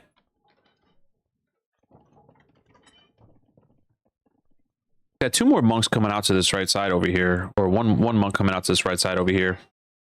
But scouts are on the prowl. We have scouts camping a couple of other... Let's see here. This one may be accessible, but a scout is headed that way right now, so that monk is probably going to be toast. Looks like this middle relic is going to go to... Yeah, middle relic is going to go to Eisen. The left monk is going to get taken care of. He's not going to survive this scout attack. We do have 2 scouts in defense, but both of them are pretty low HP, and that extra defense on the cavalry from the Teutons player is going to pay off. He probably could have taken that last fight there. Now, there hasn't been any monk text kind of come through just yet. Not that I've seen, so atonement's not going to be a thing. We have 2 scouts coming over here to take care of this monk. This monk is super brave. He's out here trying to get the, you know, that chalice from Indiana Jones out here all the way out on the side. And these scouts are going to take care of these monks. We still have a massive eco lead. Holy, from Anrat. Nearly 20 villagers ahead. 20 villagers on the dot ahead right now. I think at this point, oh, he got the relic. All right. That's the last one. Let's see if Anrat or Eisen recognizes it. 3 TCs now for Eisen. 3 TCs now for Anrat. 64-43. Both players are pumping out villagers. Anrat is being housed. He is making more houses along the back, but he is going to get caught up. Decides to click wheelbarrow and excuse me, decides to click wheelbarrow and loom. Keeping those TCs running. Got Town Watch coming in as well. That's going to help with building site. So you'll see, we'll leave this on so that we can see the building site and how many tiles it is, right? So you'll see it's 2 tiles for the wall. And we'll see how far it goes out to. Doesn't change for the wall, but you see it's full view of the front there. I was hoping the walls were going to change because that'd be kind of nice to see. Are we going to get a monk conversion on a scout? Nope. Scout's just passing.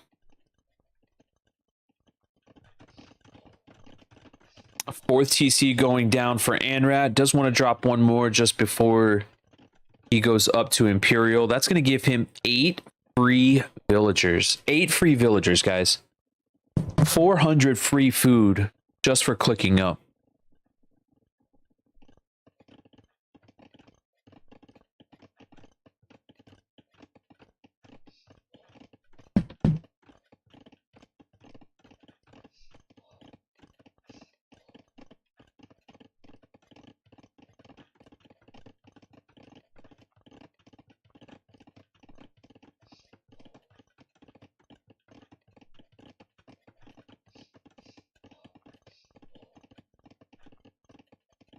Sorry, I just got a couple messages I need to take care of real quick.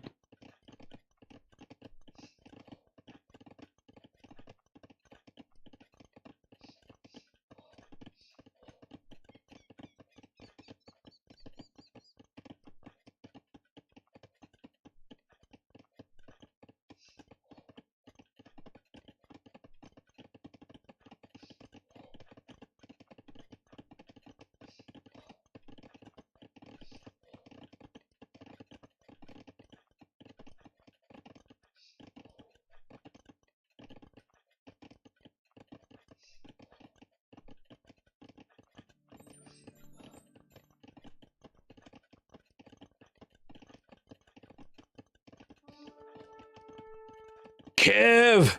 Roar. What's up, Kev? How you doing, buddy? All right, guys, we got Imp coming in for Mr. Anrat. He's got a castle in the front. He did let a couple of add.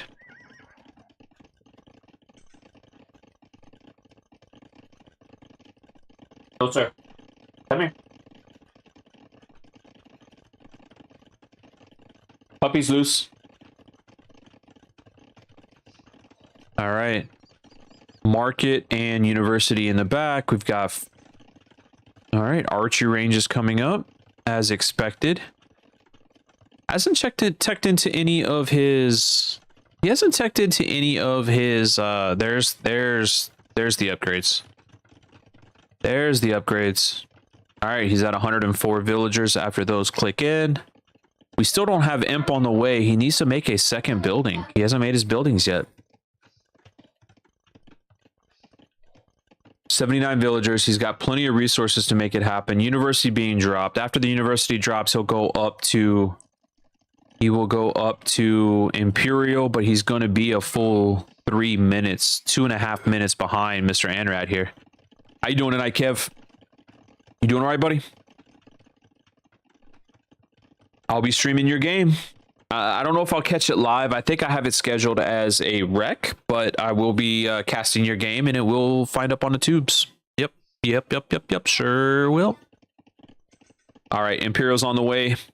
2 minutes and 40 seconds behind. Elephant archers coming out. Lots and lots of elephant archers. They are not elite just yet, but they do have fletching, and Bodkin is on the way, and armor is on the way, and ballistics is already in, and bloodlines is already in.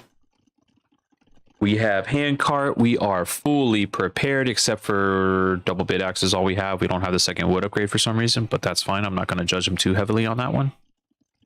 Chemistry's not out yet. Still waiting on chemistry. He's got a ton of resources, so that should be able to come through pretty quickly. We do only have 5 ranges and nothing forward. Forward castle, couple of barracks. Curious why barracks.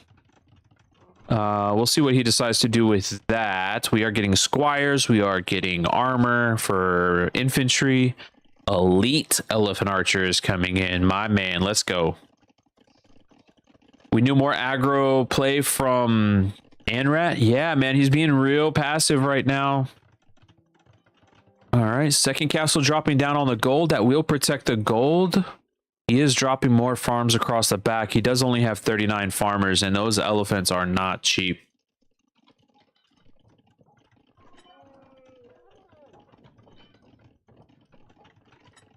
Those elephants are not cheap. All right, second armor for the infantry coming in. Chainmail armor. So green is not using his civ correct. I mean, they're a defensive civ. Crenellations is going to be huge, so you can't do bombard cannons, so that'll be nice. But yeah, I'm curious to see what he tries to do.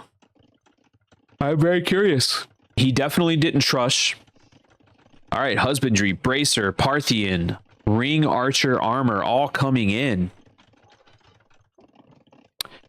Yeah, that's very true. Good call, Kev. Yeah, you've only got 39 farmers as the Teutons. You should be a lot higher than that. Now they don't get the upgraded cavalry, so that's obviously, or the light cav line, so that's obviously an issue. But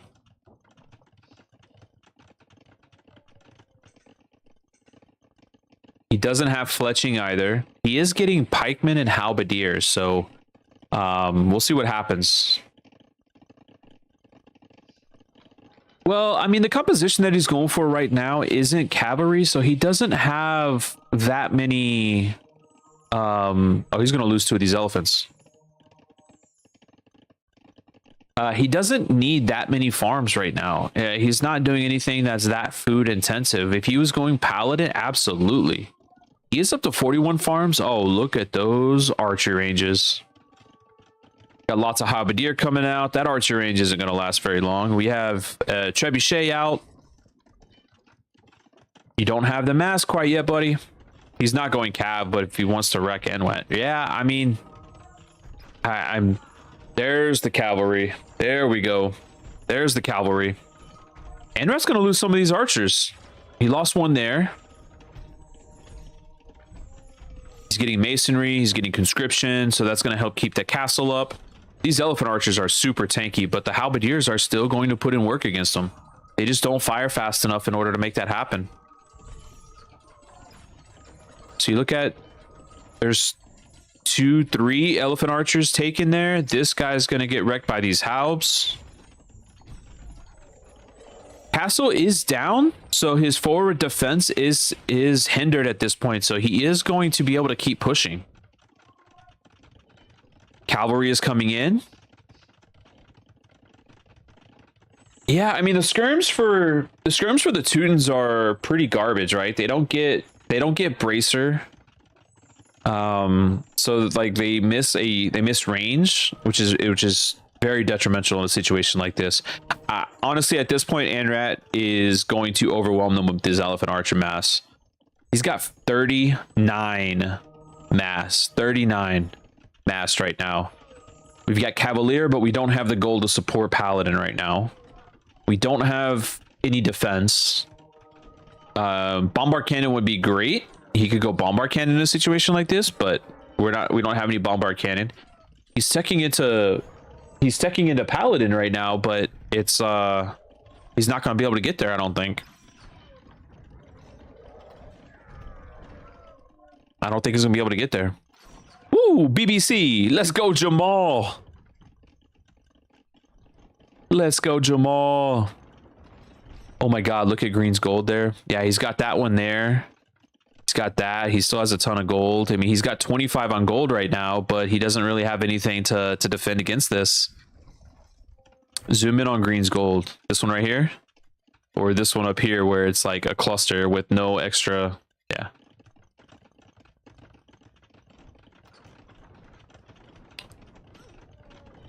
The first one, yeah. He's got double lumber camp, but like there's so many people standing still here. Like there's so many people bumping into each other. It's not very efficient at all. All right, he is starting to mass cavalry, but he does not have paladin, so I don't know what's going to happen here. I don't think he's going to be able to withstand this. Those wheels got to walk around to drop the gold. Yeah, there's well, there's two lumber camp. I mean, there's two mining camps here.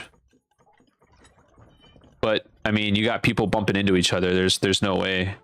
And Anrat's doing the smart thing. He's coming over to this side. He knows that the gold is on the right side. These Cavalier are going to take out the Trebs, but they're going to die themselves, right? They're going to... Oh, and didn't even take out the last Treb. He's using the Trebs against the cavalry archer, or against the elephant archers, which I guess is one way to do it. But now he has no cavalry for what he was trying to build up to. And to your point, Kev, man, you called it, dude. There's not enough farms. He doesn't have the food eco to support this. He's at 122 villagers. And we haven't seen Mahayana yet for Anrat, but he's just now hitting 200 pops, so... He's repairing this castle. He's putting a lot of stone into this castle. We have light cav getting ready to come in. I think the light cav are going to be for the raids. As soon as this castle is down, we're going to be able to get some raids in on the base. And it wouldn't surprise me after this castle goes down if GG is called. We've got double the score here for Anrat. Anrat put in work. He boomed. He was allotted to boom, or allowed to boom. One thing I mentioned at the very beginning is you do not want to let the Bengalis boom. You do not want to let the Bengalis boom, and that's exactly what Mr. Eisen decided to do here, was to play the defensive game and rely on the defense of the Teuton's towers, the Teuton's castles, the armor, and yeah, I don't see a way out of this. He does not have the farmers in order to make it happen, and he's got 56 elite elephant archers banging down his door right now. Now, he isn't trying to reverse into the base just yet, so I'm really curious what Anrat is waiting for. He is going to drop a castle on this right-hand side to secure both this gold and the stone, so I do appreciate him for that. 60 farms and you can overrun your enemy. Yeah, I mean, for Paladin, sure, absolutely. Mainly because I think the gold on the backside of that's going to be tough to kind of keep up with. When I go Hussar raid, I like to get in that 60 to 70 range and around farms for sure. So I'm right there with you, buddy. Looks like Eisen's come out here to take this gold. He ran out of gold, but these elephant archers are going to feast. Nope. The elephant archers are going to let the light cat feast. Okay. All right. I'm cool with that too. That works. And he prevents them from allowing them to run away, which means they can't run in. So I guess that's a good thing. Green have lost. Yeah, this game's kind of out of hand at this point. He is going into Onager. He is going into Onager. Onager will wreck these elephants, but I think we're a little too late on this. Look at the resources: 5,000 food, 3,200 wood, and no gold for our player here, for our green player. Yeah, the score is, I mean, you got almost 10k score difference here. 42 to 4 eco KD, 43 to 4, and these elephants are just going to waltz right in like they own the place. This was a fantastic series, back and forth. Game 1, game 3, go to Anrat. Anrat takes the series 2-1, moves on in the winner bracket here in bracket 5. Congrats to you, sir. Good games, my friend. All right, looks like, let's check the statistics here. All Anrat, military, economy, all Anrat today, buddy. Good game here, sir. Very nicely done. Very nicely done. All right, I'm going to jump back on camera here for just a second. I appreciate you guys watching today. Appreciate you guys watching tonight. We have 2 more sets that we are going to cast here.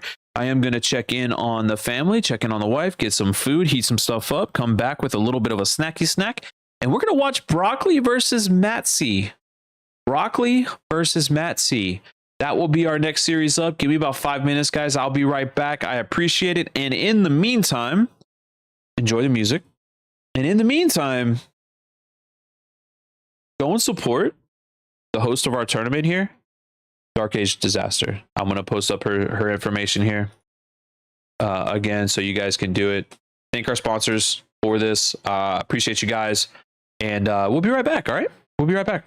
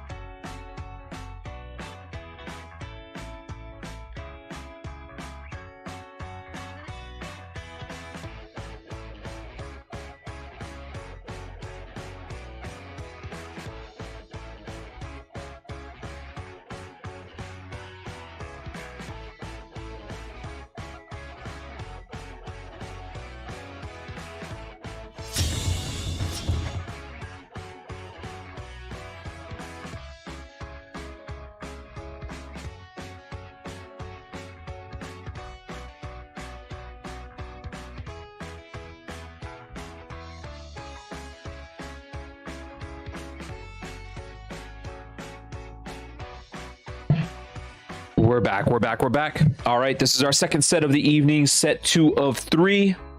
And this is going to be Broccoli and Matsy Beinart. All right. So Brocco and Matsy, this is bracket number 3. This range is about 1550 to about 1650. We have 16 players in this. Some decent names in there that people probably know, like Noah and Croc and a couple of others, right? So this is going to be a pretty fun little tournament that we have going on for bracket number 3. Brocky is a good friend. He's a homie. He's a part of our little den, if you will. So we definitely wish him all the best. And Matsy is going to give us some great competition. These guys are very close in Elo. They're both like right at 1550. So this is going to be a lot of fun here. We're going to start with the map draft, just like we did last time. We're going to start with the map draft. We'll get 2 picks. We'll get 6 bands, and then we'll get the final pick is going to be our first map. So here we go. I'm going to pull the mic away a little bit so you guys don't hear me smacking on some food.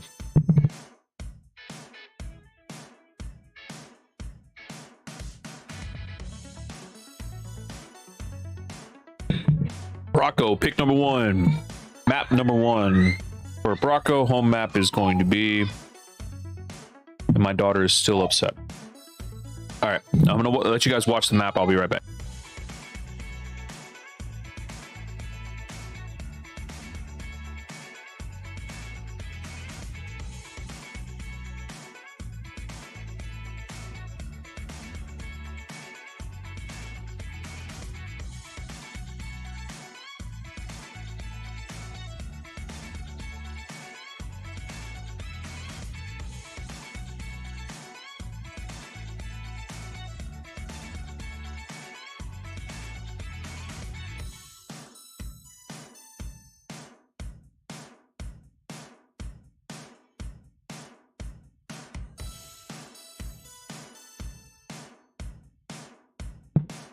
All right, Brocco goes with Arabia, Matsy with Greenland. See, we got Eruption, Alpine, and Northern Isles, Arena, and Wolf Hill Band. All right, so no Arena this game. Ghost Lake taken off the boards. What do we get? Crater, Frigid Lake, or Mountain Pass? Mountain Pass is a Nomad start. Looks like Crater. Band. Okay. Frigid Lake. So we start with Mountain Pass. Nice little Nomad start here. All right, let's check out the Civ draft here. All right, we got 2 picks, or 1 pick, 2 picks, 1 pick, random picks, and then each person gets a snipe.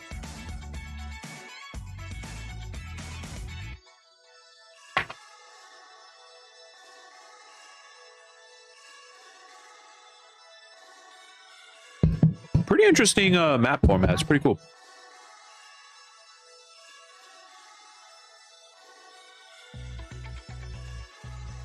I like it.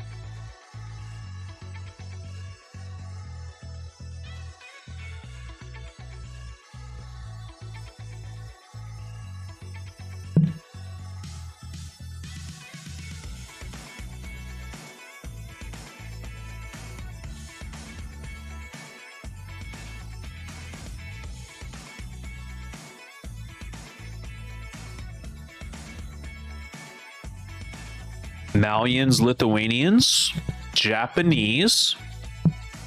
Okay. So let's think about the maps. Arabia. Okay. We'll see who the snipes are.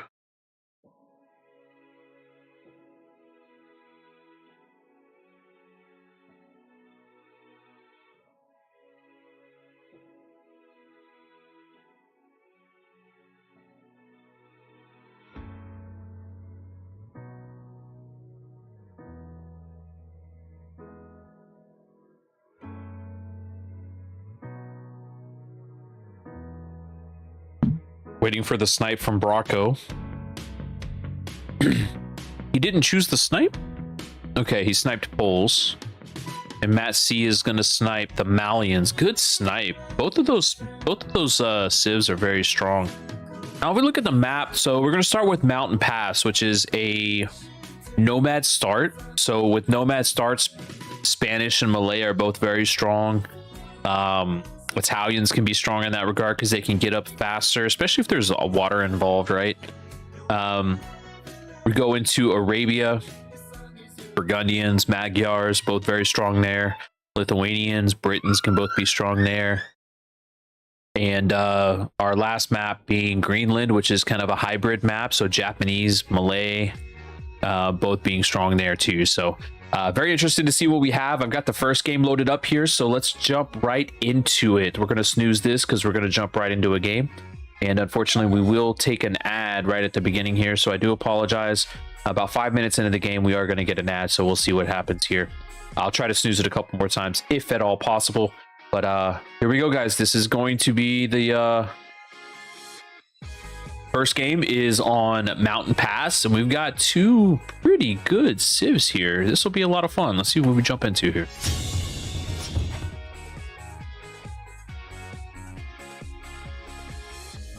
We have Spanish for Mr. Broccoli here, and we have... let me check this real quick. Okay, cool. We have Spanish for Mr. Broccoli here, and we have... Lithuanians for Matt C. Matt C, we're going to move Broccoli to... What did we do last time? Red and green? Yeah, we'll keep red and green. So Matt C will be in the red. Broccoli will be in the green for this series. Broccoli has to be green, right? All right, let's get it, guys. Let's get it. All right, Nomad start, remember, on Mountain Pass. TC in the middle here for Broccoli. And we'll see where Mr. Matt C decides to drop his TC at.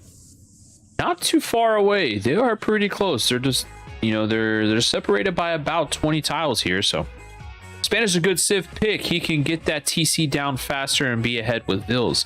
Well, the TC doesn't build faster anymore. That doesn't start until Dark Age. I mean, I'm sorry, it doesn't start on the Nomad start, rather. But everything else is affected, right? So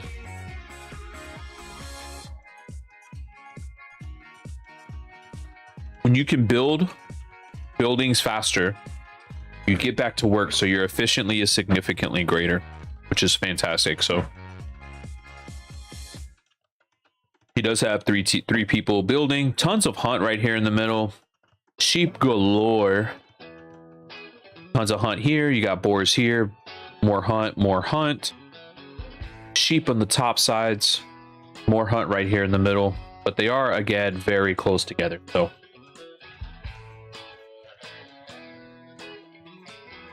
nice. This is, again, round one. Bracket number 3. Bracket number 3 is here for our HollyJolly Christmas Cup.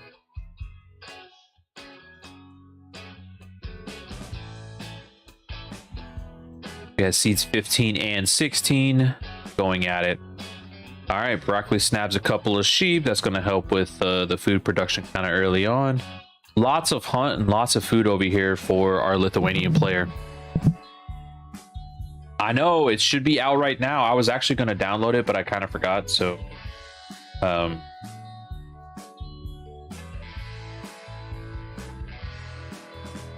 was that? Yeah, I want to.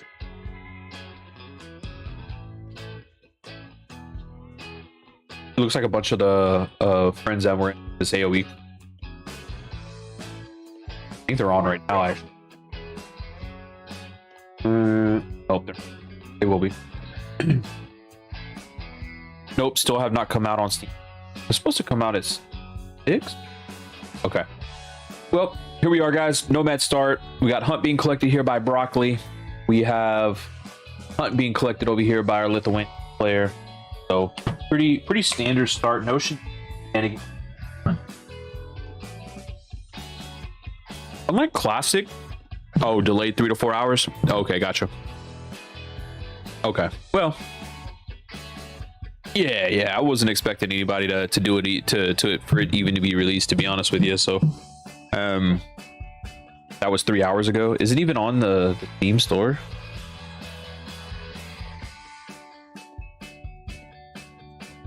Ark Survival Ascended. Yep, I just saw it. Ark Survival Ascended. Early access game. Coming soon still. I was looking for pricing, but I don't see pricing.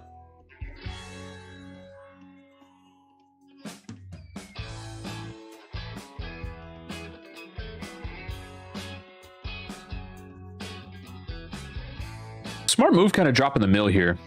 $40 USD? Okay.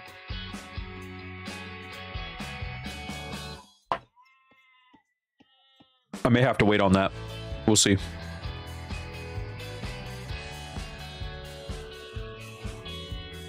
May have to wait on that, but that's good. That's good content, though. So I kind of want to invest in it and get some good content out of it. Especially, you know, playing with the boys is always going to be a lot of fun. And we got another mill being dropped over here, kind of in between some berries and some additional hunt. There is a boar over here in the corner that is probably not seen just yet. He lured this boar from Narnia. And I say literally Narnia because there's like a mountain right where it was standing next to, so it kind of felt like it was in Narnia.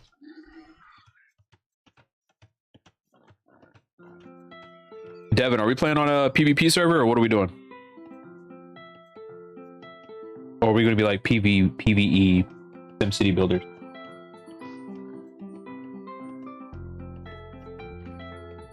Got it.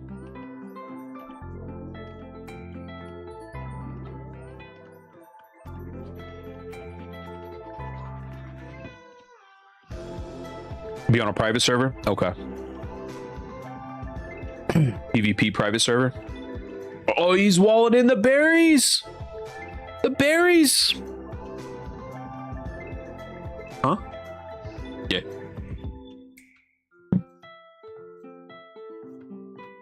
That's what I've been doing. Getting at him real quick. Our server, but open. Are we going to make it vanilla, though? Oh, this villager is ballsy. Are we going to make the server vanilla or, I mean, with some minor mods, but...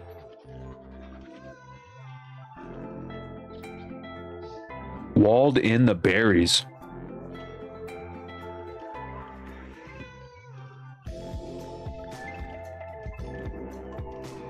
I was looking like at 3 times, but mostly vanilla. Sweet.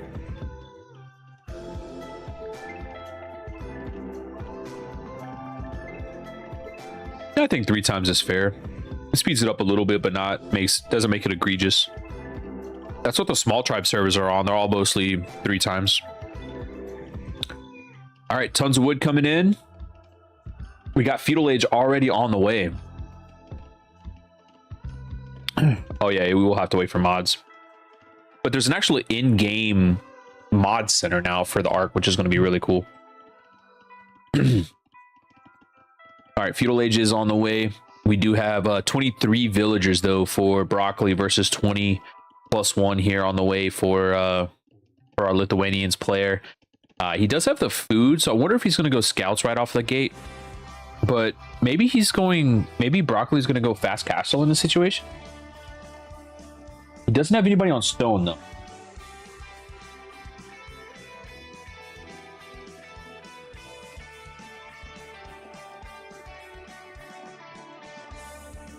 Yeah, they did fix a lot of what is on SS is actually on Ark Ascended too, which is really great. All right, we got feudal age in. Still no. Oh, we got a tower going in. Tower going up over here on the wood line for our Lithuanians player. See what he decides to do, how he decides to counter this. He did wall behind it too, so he's not going to be able to get to that to destroy it. And he can't counter tower because he's not in feudal. So that's going to be brutal. Very well played by Matt C here to make things messy right out of the gate.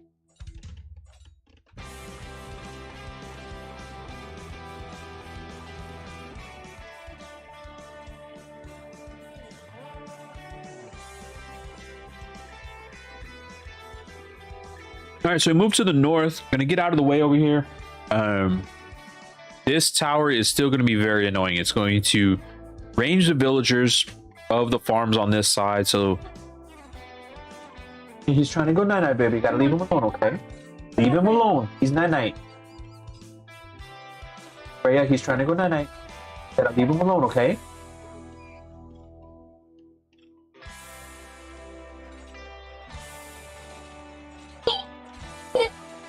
So while we're a mixed, oh, little quick walls there. He tried, but she got yanked. We got a villager fight, guys. Got a villager fight. We got a villager fight. A brouhaha broke out.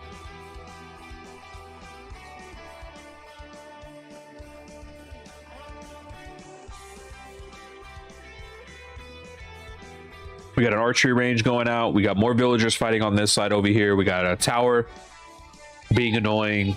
We do have wood and gold being collected up here. Archers are going to come out for the Spanish. The problem is the Spanish don't get crossbow.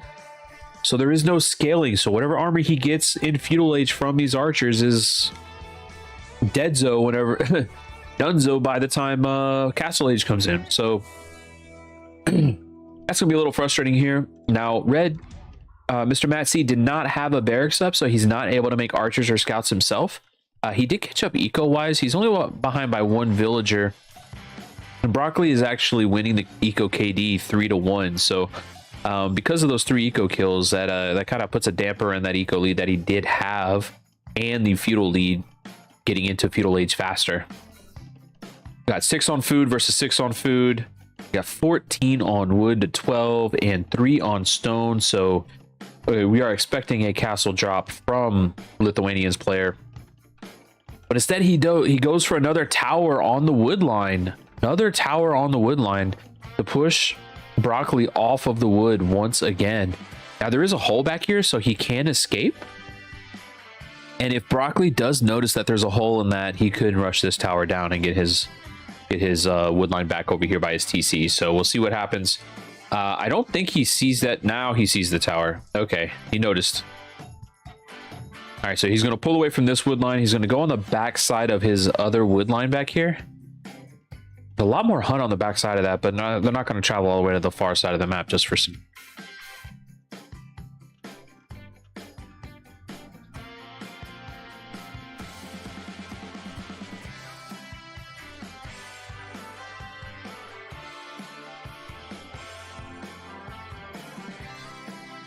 We do have an archer being annoying on this side over here.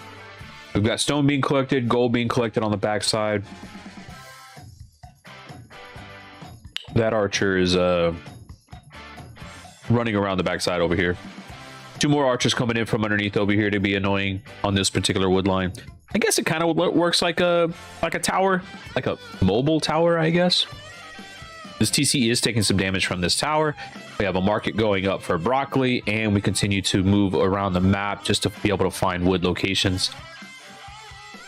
Eco KD is very similar. Eco Idle TC is incredible for this stage of the game. Very well played by those guys. And if you notice what I was mentioning in the first... I got your water here, buddy. After this thought here. What I was mentioning in the first match, the first set that we had, right? Those are about 1150, 1200-ish players, right? Somewhere in that range. Whenever they start to raid, whenever they start to move around, their macros tends to slip, and then the first thing that tends to slip is going to be that eco, that idle TC. So we got to make sure that you keep that TC running at all times, even though you may be putting pressure, you may be tower rushing, or whatever the case is. Got to make sure you're growing your eco behind, or else the pressure that you're putting forward is negated by the fact that you're not growing your eco yourself. Hey, thanks, Kev, for using your channel points, man. I appreciate it. Finishing up my dinner here.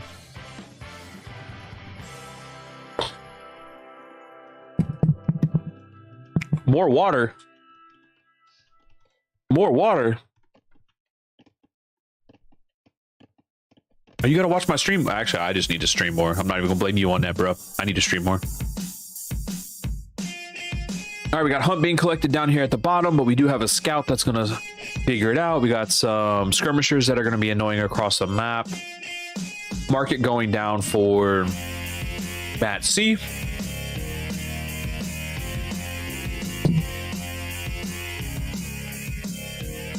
Three liters per day. Hey man, you feeling better? I was actually sick Saturday, Sunday, and like the beginning of Monday. Wasn't feeling great. Feeling better now though. All right. So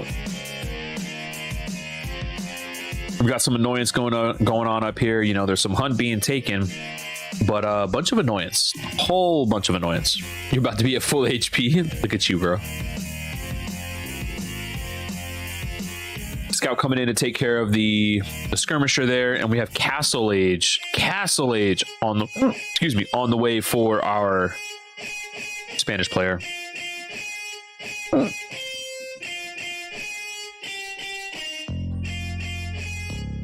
Still have Walden berries, we still have gold, but we don't have any stone. We don't have any stone for our Spanish player, and those conquistadors are such a huge power spike for your Castle Age time. Such a huge power spike, because those units are incredible, but he's not going to have them when he reaches Castle Age. But what is going to happen is I can just imagine this spot right here, maybe on the hill, but I think this spot right here is going to be a castle that may end this game as soon as Matt C hits Castle Age. I feel like Broccoli knows it too. I feel like he knows it.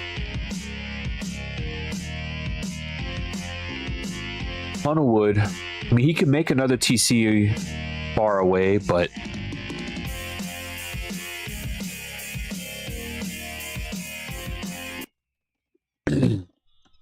all right. Blacksmith goes down. Yep, here comes the castle drop. He wanted it here. Yep, he can't put it there. That's where he wanted it. He is going to drop it here instead, though. Right there. And he got it down instead of the siege workshop. Look at that. He is going to get that castle down. He does have a second TC here, which was going to be in range. He is going to have to abandon ship on this side. Hey, welcome back. Hey, the ads help support this stream. I really appreciate you guys.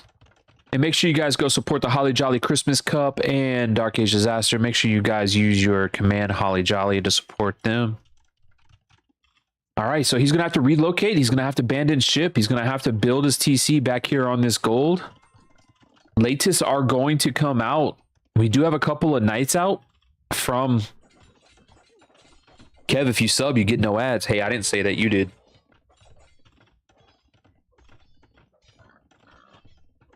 Thanks, Dev. Putting everything into perspective. Appreciate you, buddy. All right, so what's going to happen here?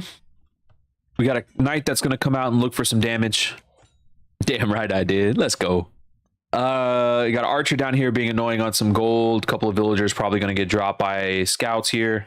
Knight going to kind of traverse the back lines. TC being dropped in the northeast corner. And more eco being added behind for Matt C. He did drop the TC, and which is going to destroy all of this.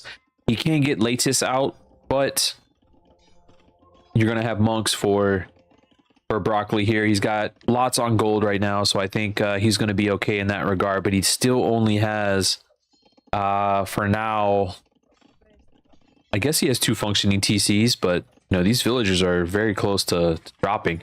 If he had fletching, he wouldn't even be able to create villagers out of this TC.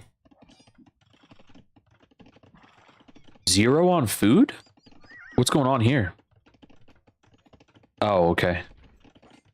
Monk being dropped. We got a couple skirms running around. We have a bunch of idle eco in here. Broccoli's actually in a pretty decent spot despite...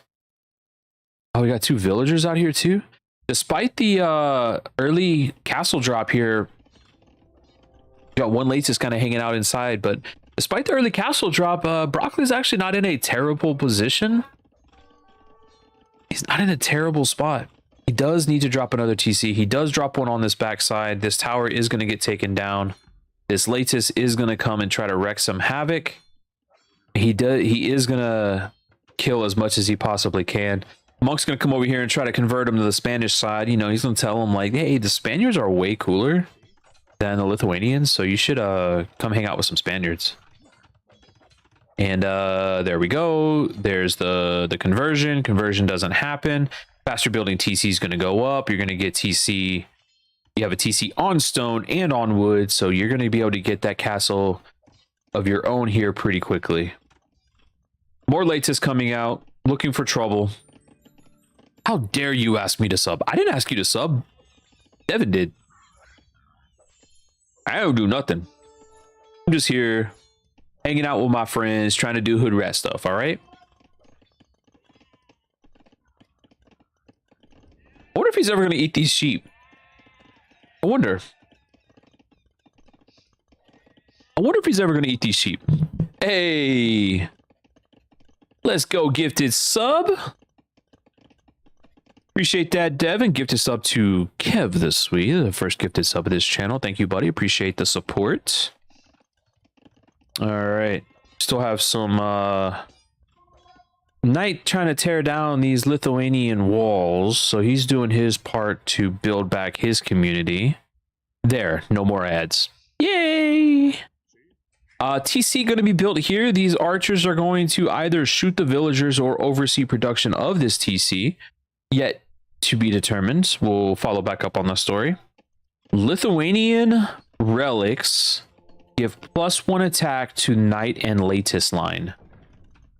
Except this Latus now works for the Spanish. So he's not going to get the +1 attack. So he kind of got gypped before he changed sides there, so... Hey, Kev gifting subs. Let's go. Hey, gifted sub to BP Dog. Let's go. Thanks for the gifted sub. I appreciate you guys. Thanks for supporting the stream. Thanks for supporting the channel. Nice to have good friends hanging out. All right, more Latus coming over here to take care of these archers. Those managerial archers are no longer managering. They are unalived. They are no longer amongst the living, however you would like to word that. We do have a Spanish relic coming in now. Remainder of the relics have yet to be picked up. We got one over here. We've got one over here. This Latus that used to work for the Lithuanians, who is now Spanish, and somehow still kept the uniform. Oh, he gave it back. He gave it back, but since he was converted, he doesn't get the +1 attack, so he's kind of like a budget friendly. All right, relic coming in now. I'd put it in this one personally, but that's fine.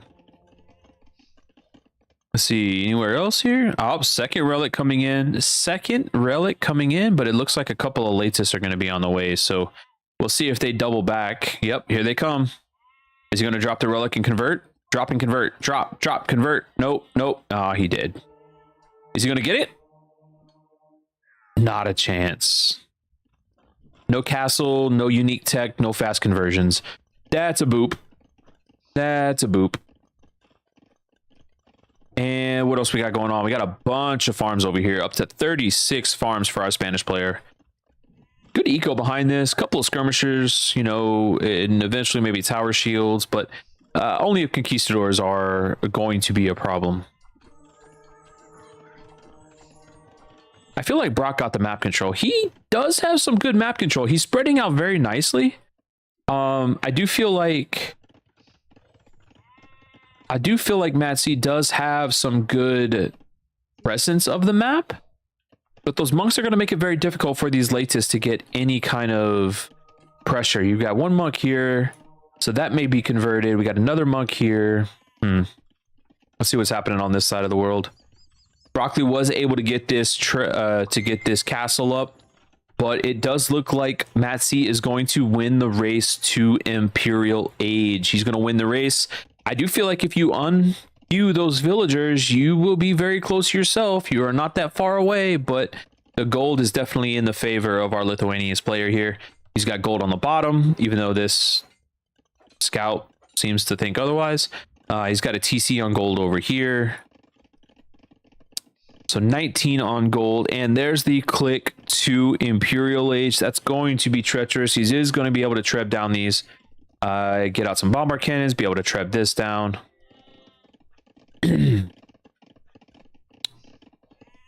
Yep, he sees the latest. Let's see if he reacts. There's a couple more dead villagers potentially. Yep, there's one more there. Oh, no, yep, just one. Okay. He was able to run away from the monks. Those monk conversions are going to be crucial.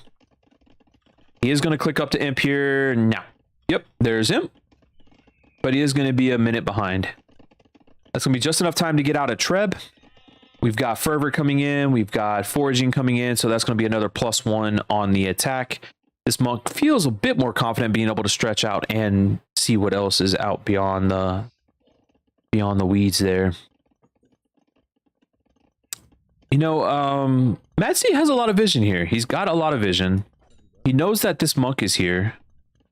But I don't think Broccoli remembers that monk being there. He's going to find out real quickly when he gets booped. And booped.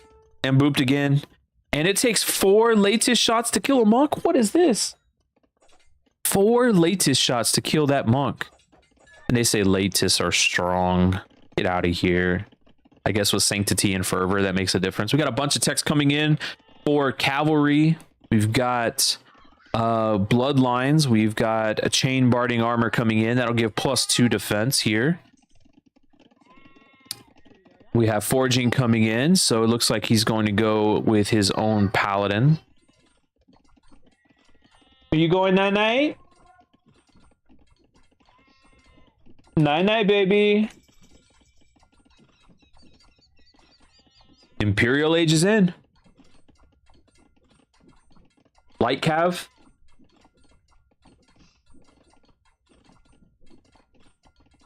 Blast Furnace.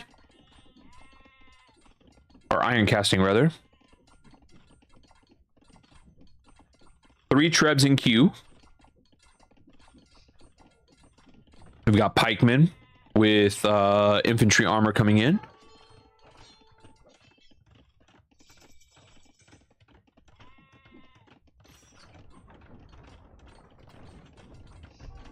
First Treb is out. First Treb is attacking. 2 latest are coming in. We got 3 more latest coming in. Monks. Monks in defense. Oh, he just deletes that one. Very well played.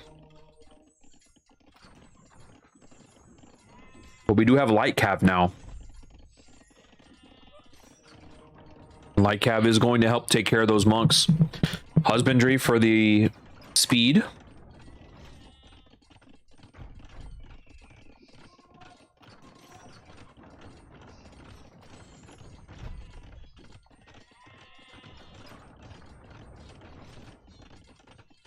We got 2 Trebs and 2 more on the way. We got Halberdier coming in. Fletching coming in. Masonry is already in. Block printing. Block printing is going to help get to those bombard cannons. It's also going to help get into those latest a little earlier.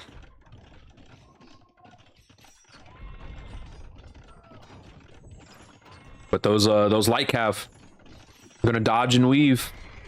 He jumps into the he jumps into the castle. That's huge. And I would show what else is going on, but there's not really a lot going on. This is the fight. This is the match right here in the middle. This castle goes down. So much eco is exposed behind this. And there's not a lot of military out there right now for Broccoli. He's got the eco lead. He has 2 trebs, but he doesn't have very much behind this. He's got exposed monks now. He doesn't have very many halberdier to take care of the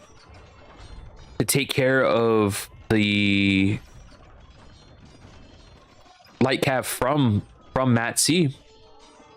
He's trying to tech into some military now, but I think it's just gonna be a little too late. He's gonna get it pushed pretty heavily.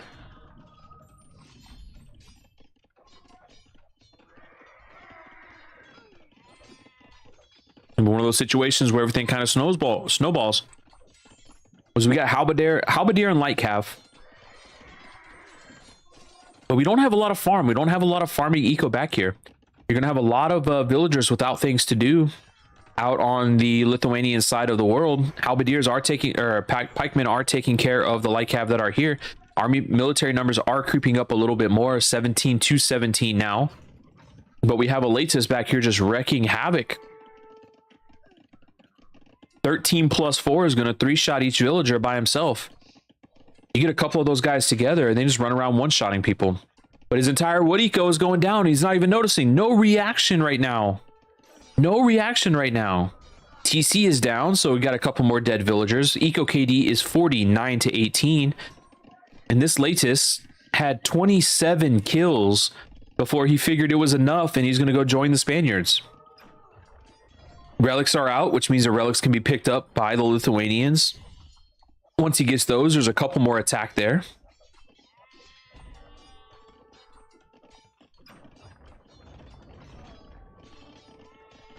Another forward castle.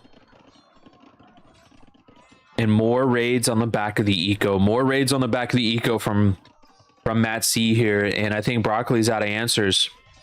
He does still have 84 villagers. But population, even though it's pretty similar, it's looking pretty dire. More and more eco getting killed back here. 65 to 21 eco KD right now.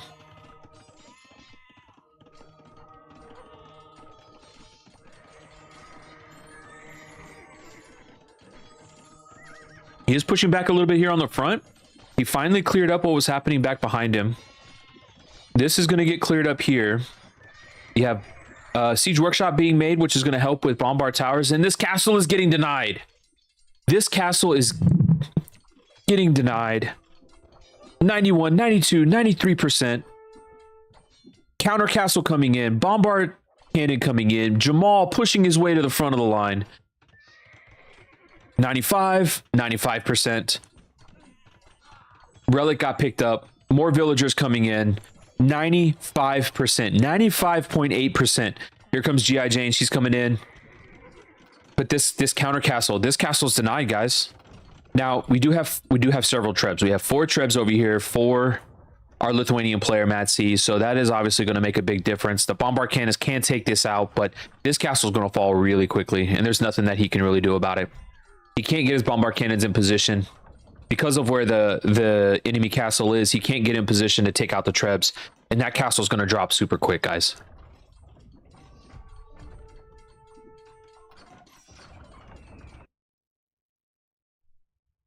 Stables being made back here. Villagers on their way.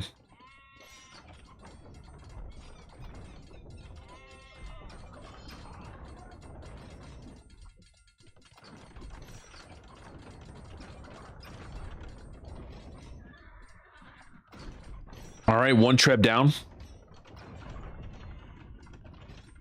2 trebs down. And he got taken out. Oh, man. Jamal there was putting in some work, but man, that just it didn't work out well for him. You got elite skirmishers coming in with Bodkin. We got more raids coming in on the backside of the eco here. We have gold being sought after down at the bottom, but I don't think that's going to work very well. Once those stables go up, they're going to get raided to death, and it doesn't look like...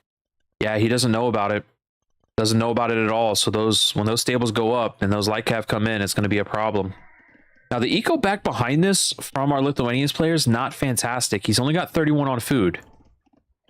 Eco efficiency, not great for either player. Now, obviously, we've had a ton of raids on the eco from Broccoli. Looks like all of this got pushed back. Trebs are going to come in and start taking out these houses. Wood price down to 14 gold. So there's...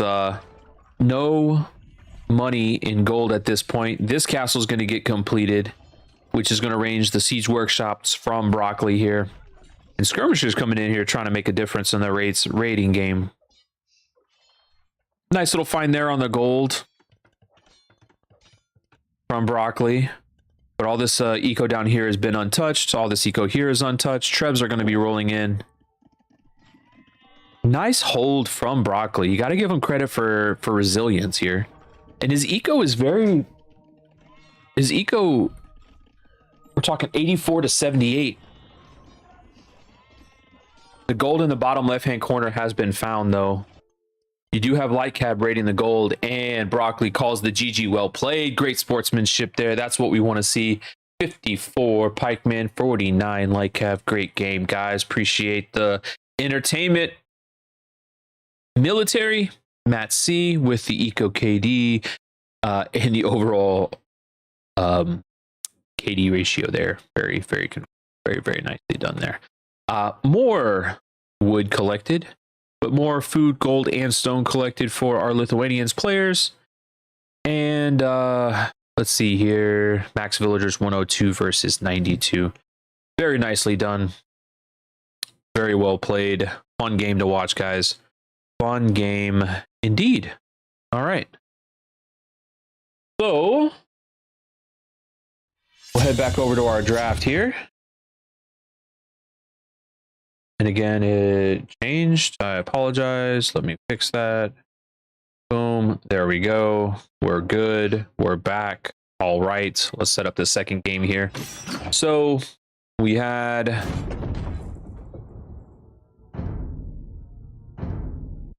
we have a win for our Lithuanians player. We have a loss for our Spanish player. All right.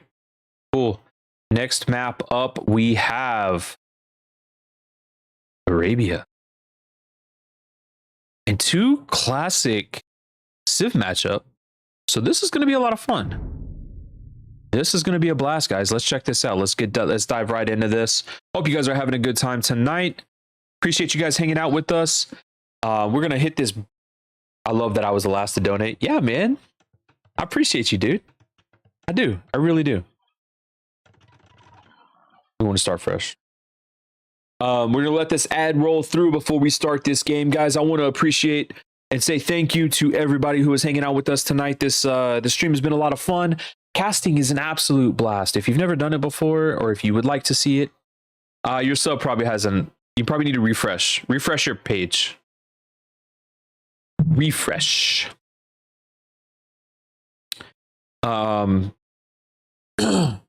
Again, I do hope everybody is having a great time tonight. Thank you for all the support. Appreciate our sponsor of the HollyJolly Christmas Cup, our HollyJolly. Boom, HollyJolly. Huge shout out to darkagedesaster for hosting this tournament. It's been a ton of fun. We didn't realize kind of going into it was going to be this popular, but the fact that it has become this popular is absolutely amazing to see. It's a lot of fun watching the pros. You always want to see the best in the world play at the absolute highest level. But the thing about esports is that anybody can play and anybody can be involved, regardless of how good you are. As long as you enjoy yourself and have fun, there is a tournament out there for you, and Age of Empires is a testament to that. The ceiling is really high, and hopefully more tournaments that are this popular come to light so that we can see more and more people climb the ranks to get to that point. So huge shout out to darkagedesaster for it. And the last thing is, if you guys could go on and click that extra life link down there, go check it out. Every dollar that goes towards Texas Children's Hospital, Extra Life works with the Children's Miracle Network for hospitals around the country and around the world, all helping out children's hospitals. Texas Children's is my choice. Our team is going to be going towards, everything we do is going to be going towards Extra Life. And we really want you guys to really take part in that as well. It means a lot to us. Most importantly, it means a lot to the kids. Before we jump into this game, I'm going to take a quick break and I will be right back.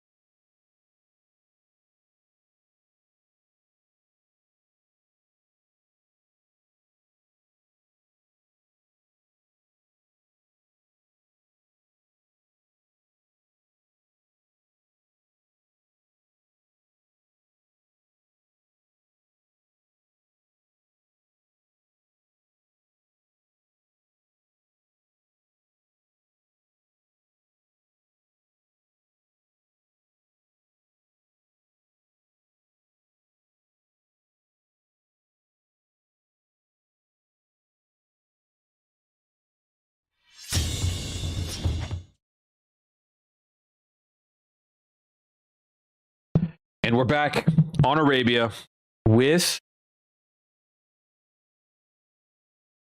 Broccoli versus Matt C.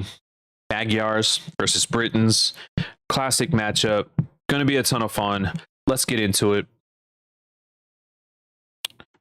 All right. Matt C in the red with the Britons. Very classic color. I feel like the Britons always have to be red personally. It's kind of this way I see it here. Magyars in green. Last time I played against Magyars, they were in green too. So what a quinkadink. All right. So here's how this is going to play out, right? So Britons are going to go crossbows because Britons go crossbows. Magyars are going to go scouts because Magyars go scouts. What happens after that? Not really sure. They can go cav archers, but that doesn't bode well for them against the archer line, right? They can go knights. They can go hussar, which I think are probably better options than cav archers. So let's say Alp crossbow versus skirm scout, skirm knight, maybe. Taking a look at the map, this is disastrous for our Britons player. This is terrible for our Britons player. And it's almost worse for our Magyar player. Their golds are next to each other. What is this map? Look at that. Look how close they are.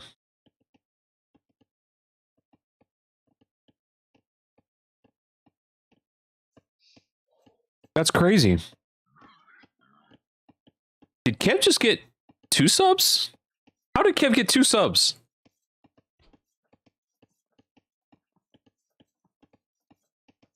I think he just swindled you out of a sub, bro.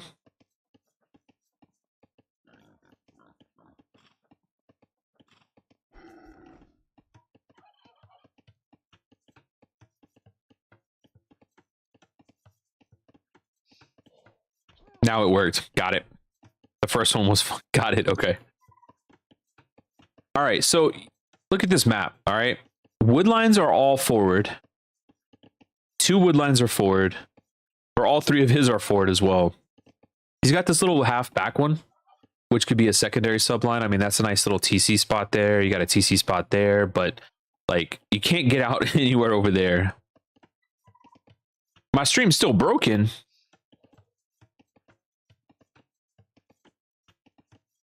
Is my stream broken? All I do is click go live. I literally do nothing else. Forward berries versus back berries. He has a backstone here. He does have a gold here, though. Both of his neutral golds are front. I mean, his secondary golds are front, but he does have this back gold and back stone. So, oh, he trapped in the scout. What a Chad. What a Chad. He put the horse in the stable. Well played, my friend. Well played. That's... Oh, that's the problem. Me going live is the problem. I wonder how he feels about that. Is he upset about that, or is he legitimately, like, concerned for his scout's well-being? I mean, I'd be a little concerned for my scout's well-being personally, but that's just me. He's pushing in deer back here. He still has deer. He never pushed his deer in, but his deer are about to get walled out, so I guess they're just no longer invited to the party. We have enough food under here to go up now, it looks like. So he's going to be going up to feudal age right now. About the same time. Pretty close. Yep, pretty close. He's got 1 villager in the way, though. So that's a little unfortunate. Yo, Kev. Dude. My man. Homie, I appreciate that, dude. Thanks for the $10 tip. I cannot wait to cast your game, dude.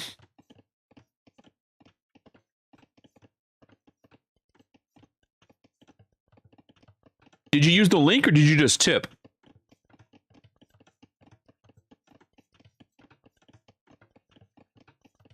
Okay. I'll make sure it gets towards there.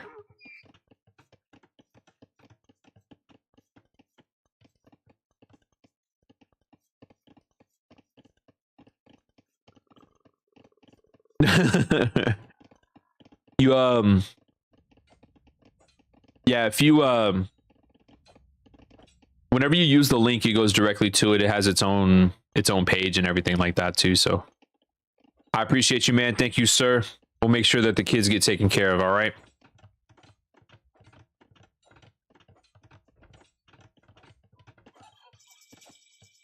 He had to repair the stable. He had to keep them locked up. All right, we got archers coming out for our Magyar player as opposed to scouts. Archers coming out for the Britain's player, which I think we all expected. Double archery range. Okay. And Broccoli's over here scouting it, so he is going to see this eventually, that he is going 2 ranges. So he is going to have to counter that in some way. We've got double bit axe on the way for both players. Horse collar on the way for Broccoli.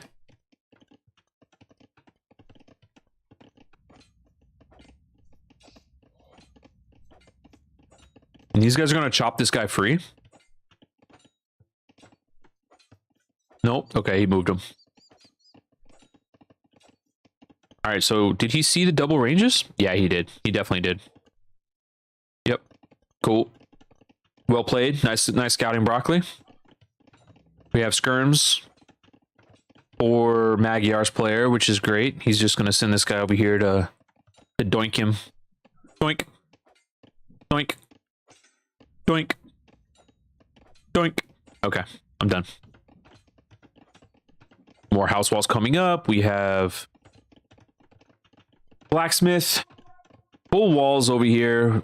I guess he's anticipating scouts because he made a spearman. We got 4 archers in queue. We got archer armor, padded armor coming in. But more skirmishers. So he's going more of a defensive approach with a very aggressive civ. And I think he's going to be okay. And our Britain's player is completely walling up. He's going to want to get to Castle Age as fast as possible. He's going to want to be able to get crossbows out. Crossbow knights is such a strong combination. Rest in peace, Jerry the horse. You lived well, my friend. Poor Jerry. All right. He's scouting that. He knows that there's flags on there. He knows that there's archers there. He doesn't know how many, but he knows that there's archers there. He's still full walling the space. I was going to say, I bet a house or a blacksmith or something was going to go there. We have walls coming down for our Magyar's player. He's got skirms in defense. And this Arabia game just turned into arena real quick. 2 very passive situations.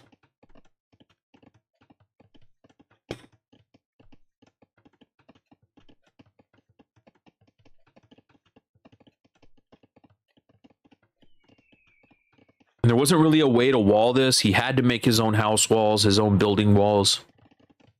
A little easier to wall this backside, but I mean, there's so much room here. I guess if you scouted it, you could have gone like that. It would have been a little safer, but that's still a ton of space. Same thing here. And you could wall straight across that way. I guess as you expand TC-wise out, you can definitely wall in a little bit more there. Spearman over here. Scout over here. Yeah, I was hoping to see a little aggression, and we're not getting it in this matchup.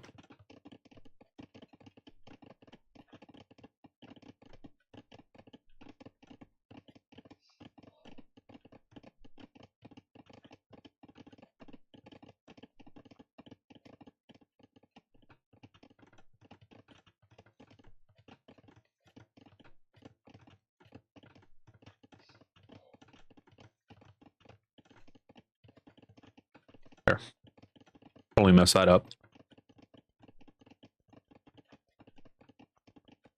For some reason I thought broccoli won the first one, but the last game was the first one. It's been a long night. My baby's still crying. Why is she still crying? She is so upset. She is so upset.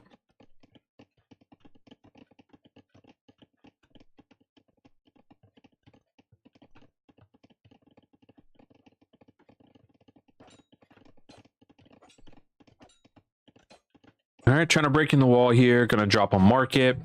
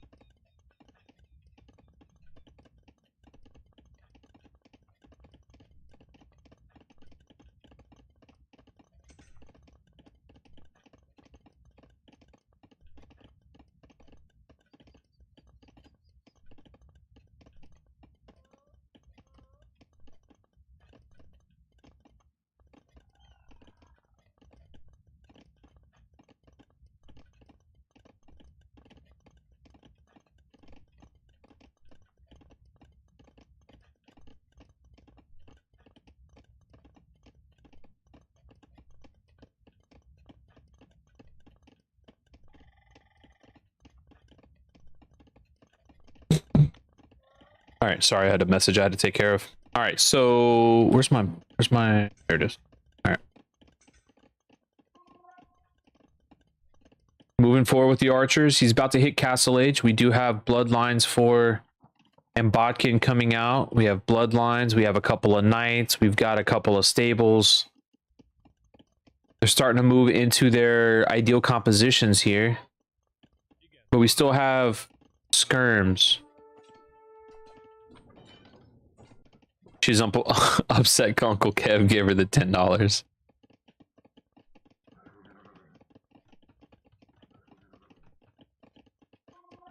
This wood line is going to get decimated. You got crossbow and botkin coming in.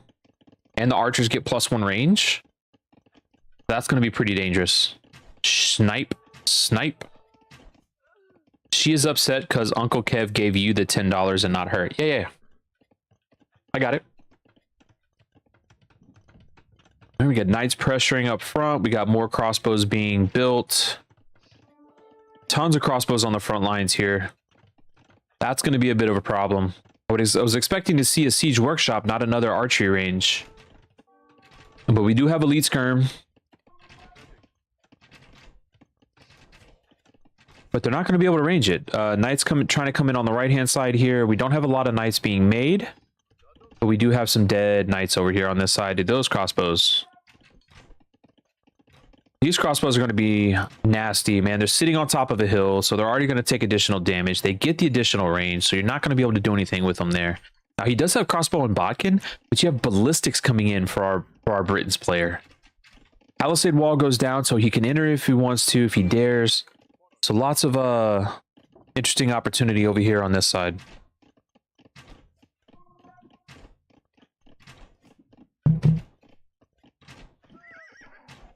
He did bring his skirmishers home, so he's going to have to see what he wants to do here.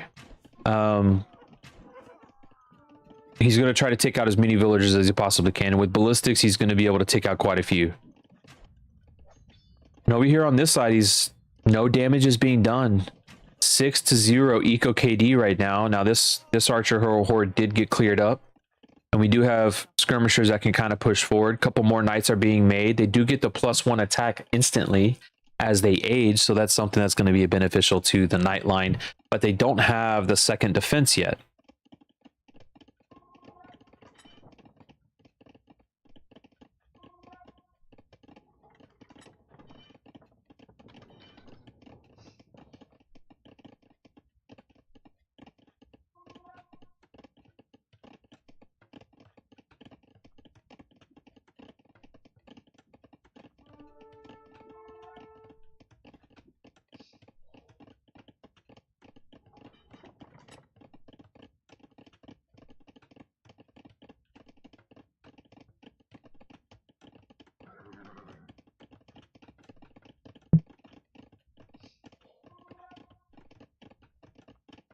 Sorry to take care of a couple work texts here, you know.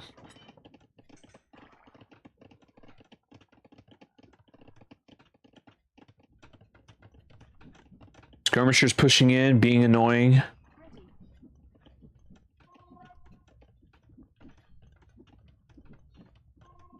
Knights coming forward. Forward siege. Forward monastery. Got a knight back here being annoying, making these two villagers idle, so they're not working. We have a third TC up here, but we're still only on one TC back here for our Magyar's player. Hey, buddy, let me move you a little bit, okay? Thank you. That knight's going to come in and try to sneak into the wood line, but he gets sniped by these snipers. Ram coming out, and the ram is the absolute worst enemy of the Britons. You put a couple of knights behind that, you got some skirms behind that. I'm not really sure what the Britons player is going to be able to do. Now, he did switch into light cav, so the scout isn't, until it's light cav, that scout's not going to be able to do very much. He is idling the eco over here on this side. Mangonel coming out for, yeah, excuse me, Mangonel coming out for our Britons player. Knights running in, they're going to try to get into that gold there. And we do have a Mangonel for our Magyar's player as well. He did drop another stable forward. He's still only on one TC, so he is going to try to continue this push. That's a ballsy elite skirmisher there. Look at that man go. Good on you, props. Good on you.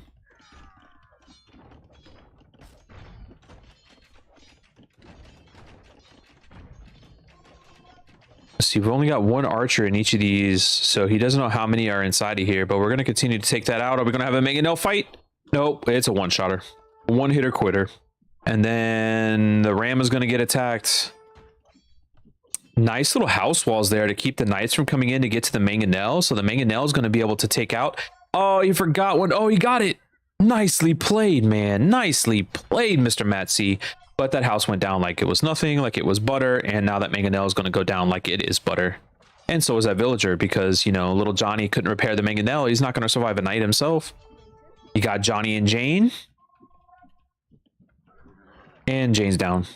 Poor Jane. Still have a nice little archer ball back here, but this knight finally got in. He's actually harassing these villagers. One more lady goes down. Eco KD still in the favor of the Britons 6-4 because of that early pressure with the crossbows on the wood line. We have a couple more stables coming out to help take care of the skirmishers. That ram is still putting in work. It needs to be, there you go, get up on the hill, get that hill advantage, get that extra 25% damage against that building.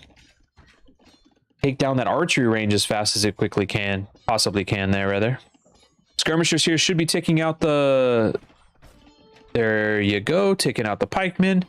And right now, I don't see a way out. You massing light cav back here in the back. I mean, that'll help take care of the skirmishers. But what's going to take care of these knights? The rams. The rams are going to be struggling too. You're not going to be able to produce very many more crossbows out of this. Now, the skirmishers aren't going to be able to really do anything. I don't see a monastery either.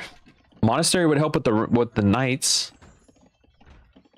I think Broccoli feels blood in the water. He's just going to continue pushing all in.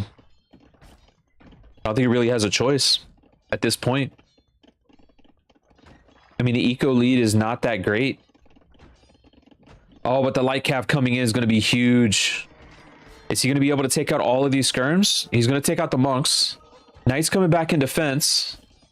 Knights are going to be taking out the light cav, but how many skirmishers are going to go down? Both archery ranges are down, guys. Both archery rangers are down. 2 rams out on the field. Light cav are cleaned up. Mangonel is coming out, but the Knights will be here to take out the Mangonel. That ram is still putting in work. And without gold, he wasn't able to really do anything. He's going to have to drop a defensive castle, and if he can get the castle right here on the hill, that would be great. Here would be even better, but I don't think he's going to be able to do that. And with both of his golds forward like this, and this one back here completely out of reach right now, I don't know if there's anything that he can really do. So is he going to drop it? He needs to drop it here on this. Here is where he needs to drop it. All these villagers are going to escape. Let's see if... oh, he calls GG. All right. Well played. Very well played by our Magyar's player. He put the Britain's player in a corner and wasn't able to push out. Nicely done. Very nicely done.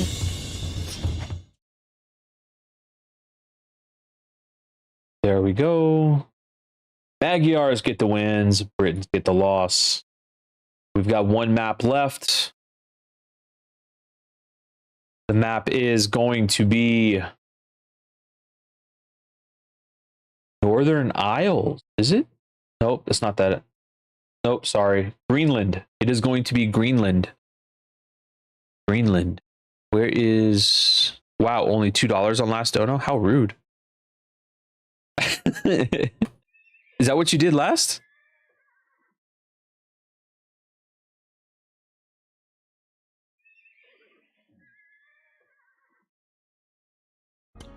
What on? You did 10? I don't know why it says 2. I wonder if it's how you did the donation or how you tipped. I wonder what that donation is actually, where it's actually coming from. Broken stream. Get out of here. Where did you go to tip? Pull up the channel. Let's do a little streamception real quick here. Let me mute myself.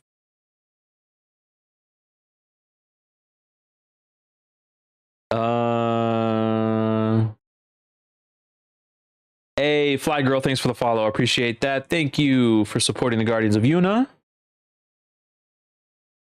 Love having new people hanging out with us.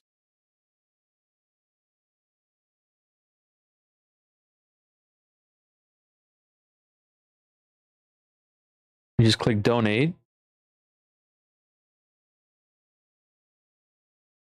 Huh.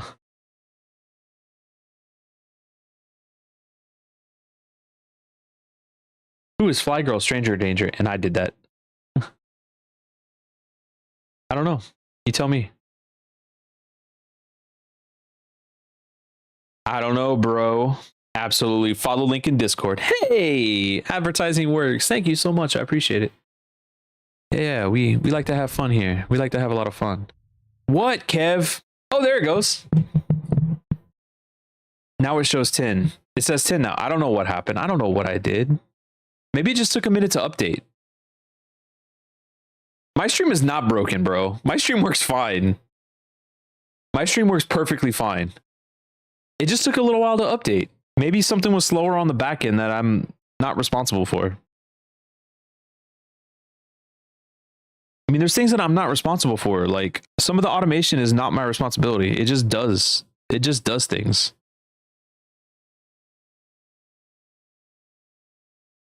Checking Kev's bank. Game 3, guys. Game number 3. Game number 3. Greenland hybrid water map. Gonna be a good time, guys. Gonna be a very good time. Let's go. Let's go. We have game number 3 here in this bracket number 3 round of 1. You should know how much I donated and gifted subs. Yeah, man, you've always supported the stream, bro. And I appreciate you for it. I really do. Why did it just do that? Yeah, he did actually. That was kind of funny. Greenland is a very interesting map, guys. We have tons of fish in the middle here. So I would expect some form of docking. Malay fish traps are cheaper. Malay go up faster. Japanese buildings like mining camp and mill and lumber camp are half off, so greatly discounted. And their ships are super tanky. It's going to be fun, guys. It's going to be a lot of fun. So we have Natsi in the red with Japanese. We have broccoli here in the green with the Malay. 6 on food, 1 headed over to wood. Pretty standard build order there. So we're going to be getting some fish and chips out here pretty quick, guys.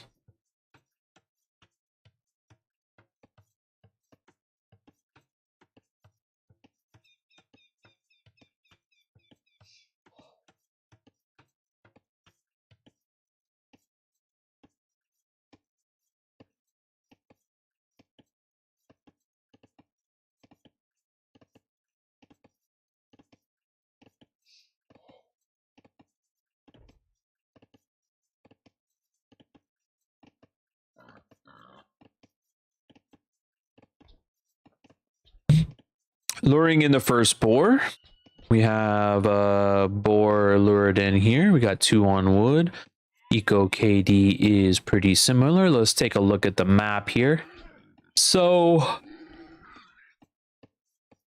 3 easily accessible wood lines. Standard sheep here. 2 boars. Tons of fish. Now, most of this stuff is terrainable, so you can get to it and you can defend it with the likes of melee and archery units. But also at the same time, the fish are going to be able to, the docks are going to be able to get to these fish, the fish out here in the middle. You could also, I think you could mill this middle portion, which would be kind of cool, but we'll see what they decide to do in that regard. You do have multiple different types of terrain. You've got more deep fish and more shore fish out here. So we'll see how these guys decide to approach this map. It is a true hybrid map. And fish in hybrid maps are always beneficial. It does look like our Japanese player is going to go pretty heavy land so far. He's not even going to take the dock route. And same thing for our Malay player. Neither one of them are taking the bait with the actual dock.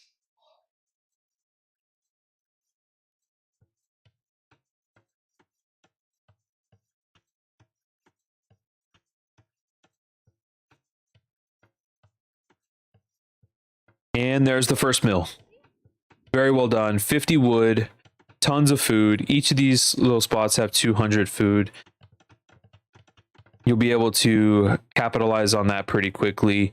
I would like to see what our Malay player is going to do in that regard. And shorefish is one of the fastest gathering food resources in the game. So efficiency here is going to be through the roof. And you see what he did there? He actually microed from this pond down to this pond to give his workers a lot better efficiency kind of moving forward. So very well done there by our Japanese player. Kind of ran under the TC a little bit, realized where he was, got out of dodge. So we're good in that regard. He's free, he's fine, he's good. Starting to wall up here for our Japanese player, going to gold. So it looks like he's going to go for maybe an archer build a little early. Could fast castle maybe? Nope, he's got loom, 21 villagers, loom. He could fast castle this. Let's see what he decides to do. He's going out, and he was spotted. Our Malay player going up 19 villagers. Okay, so no fast castle. He's dropping a barracks instead, so he's going to have a little defense around here.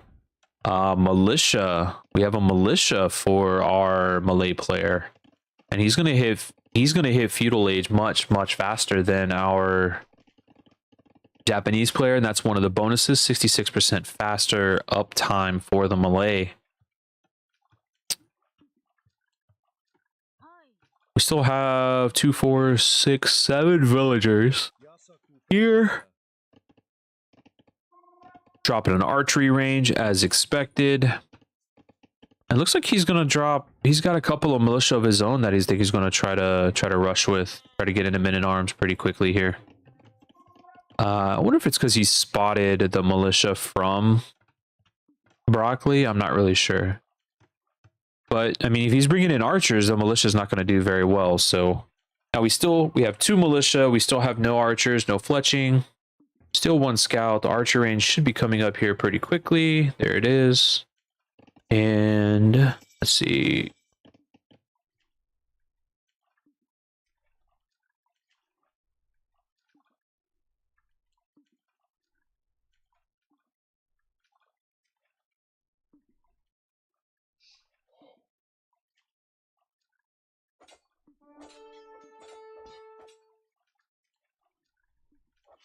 Now, problem here is those men-at-arms are going to attack a lot faster than your melee. And that tower's not going to go up in time. That tower's going to get... where's your archers at, bro? Yep, that's bad news bears, bro. Bad news bears. All right, he is going to wall in the tower, so that's good there. This spot is still open. That spot is still open. That's a lot of early pressure there. This can still get rushed down. He is going to pull away and head back this direction, but he's going to have archers coming from that side pretty quickly. Tower does take down the scout, and that's huge. That's going to make him lose a lot of vision, but with the... Is he going to trap him? Is he going to trap him in there?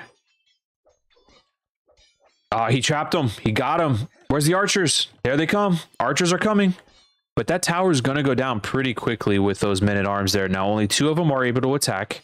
And you do have the ability to be able to repair, but you can only repair for so long. So, nice little move there. I would have liked to see the archers out a little bit faster. Those archers should have been out as soon as that archery range was built. We still don't have fletching, so it's going to take a little while for these guys to get knocked down, but we'll see. 3 archers in queue for our Japanese player. 1 already out on the field. I think he's just waiting for his time here. More walls going up on the backside, trying to completely surround his base and feel protected. I wonder if Matt C, and I don't really know him, but I wonder if Matt is more of an arena player than, say, Broccoli is.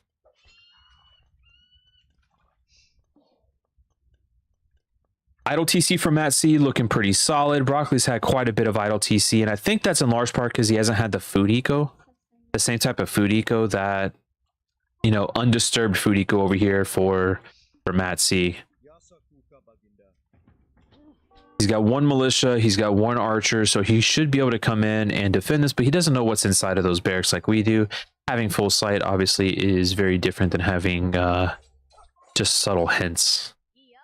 Oh yeah, look at that spearman idle in this eco. We're very well played. There you go. Still no fletching. Now, he did get the armor upgrade, but you get that free with melee whenever you age up. Microing down here. That scout is on low HP, so if that men-at-arms turns around, that scout's dead. But that men-at-arms... Oh, he takes out both the archer and the scout. What a play. Archers being pushed back here. These archers from the Japanese do have fletching, so they're definitely going to be more dangerous. These archers are going to have to watch out. He may have more on the field, but he's not going to have the firepower. A couple of skirm, or 1 skirm coming out, rather. Eco back behind this, you have a very crowded wood line. More farms going up. Market being dropped. 5 on gold. 6 on gold for our Japanese player. Both players kind of divvying up the sides of the ice. Are they going to meet in the middle of the ice? Are they going to drop puck right here?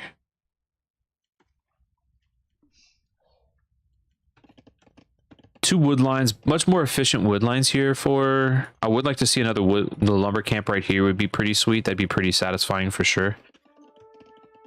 Couple little bit of idle eco, but we do have the archers coming in. That skirmisher is really going to help out, believe it or not. That skirmisher is going to put in a little bit of work, help soak up some of that damage and do some additional damage to the archers from the Japanese player.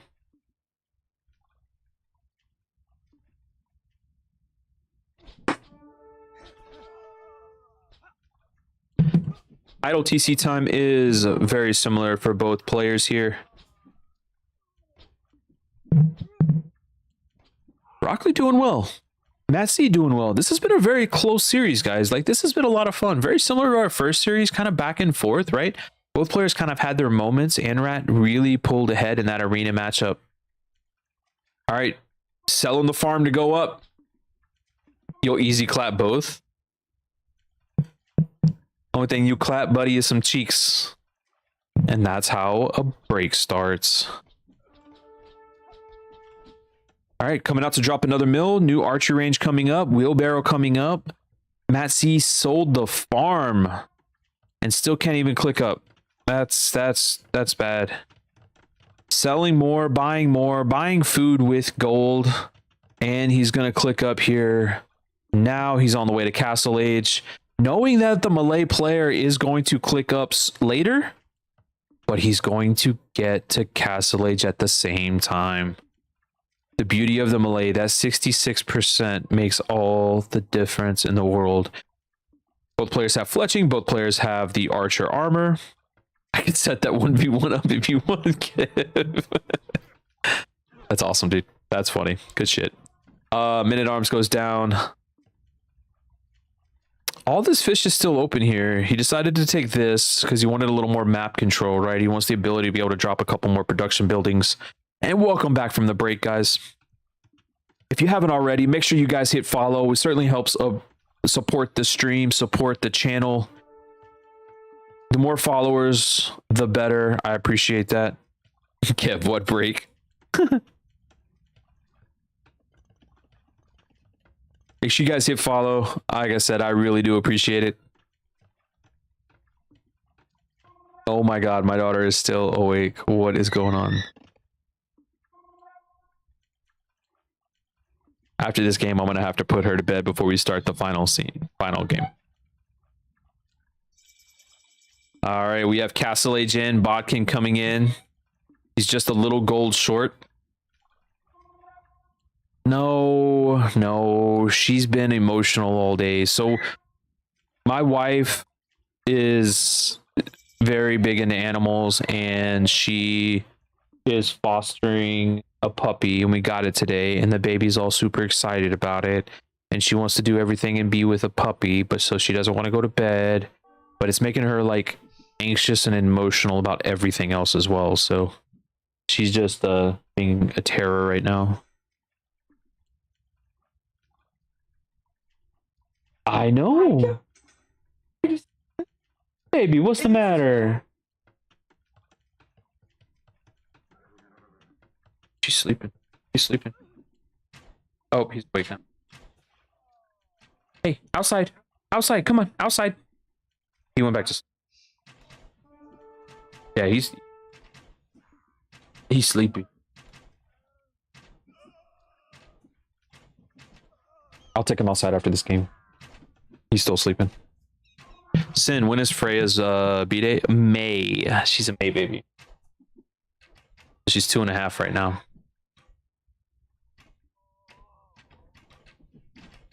We have established breeding seasons.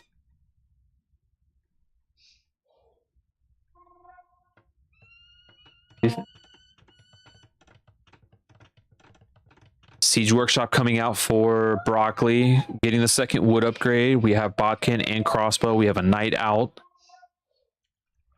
Second TC being dropped. So I wonder if Broccoli is going to go all in again. Brought out a Fire Galley. Oh, demo. Oh, the demo shot. Is he going to get the demo shot? Oh, no. No. Don't do it. Run away. Run away. Damn, I have to wait so long to give her a beat. Yeah, her birthday's a long ways away. She'll be 3 next year. Mango! Mango! Mango! Shoot! Shoot! Rip. Alright, I like the demo play. That's pretty cool. No War Galley upgrade though, so there's not a lot of water action, but hey, I appreciate that, man. I bet she would appreciate it too, dude. Uh-oh. Mangonel was gonna die to a spearman. That's what was about to happen. And the army for Matt C has disappeared. From Uncle Kevin, Sweden. Got it. Will do. Skull, brother.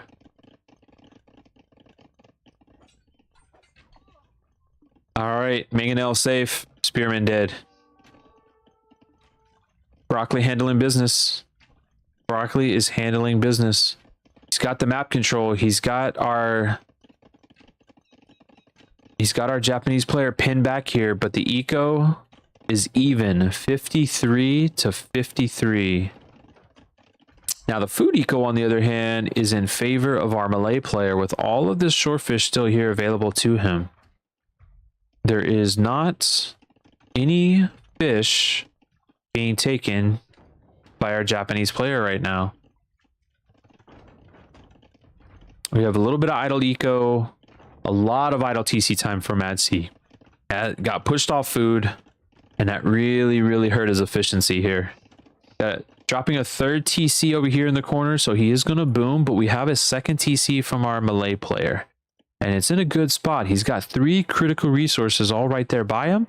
Got some crossbows trying to sneak around the back. We have some crossbows here in the front. A couple crossbows on the side. Knight over here trying to be annoying. He's probably going to break in if he's not paying attention, but he also might get converted to the Japanese, which, you know, not a good idea, you know. Yep, he's Japanese now. He has dual citizenship. Congrats.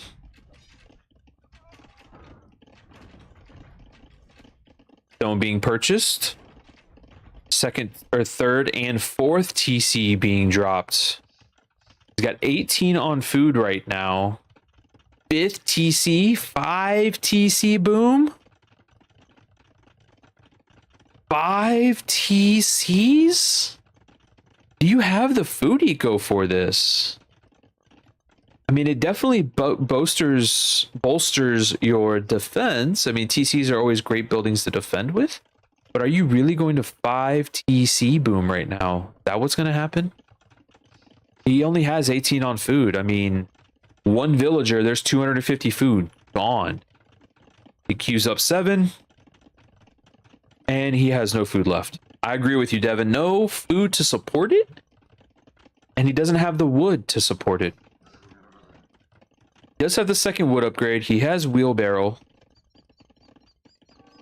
They immediately go to food, but he has 5 villagers.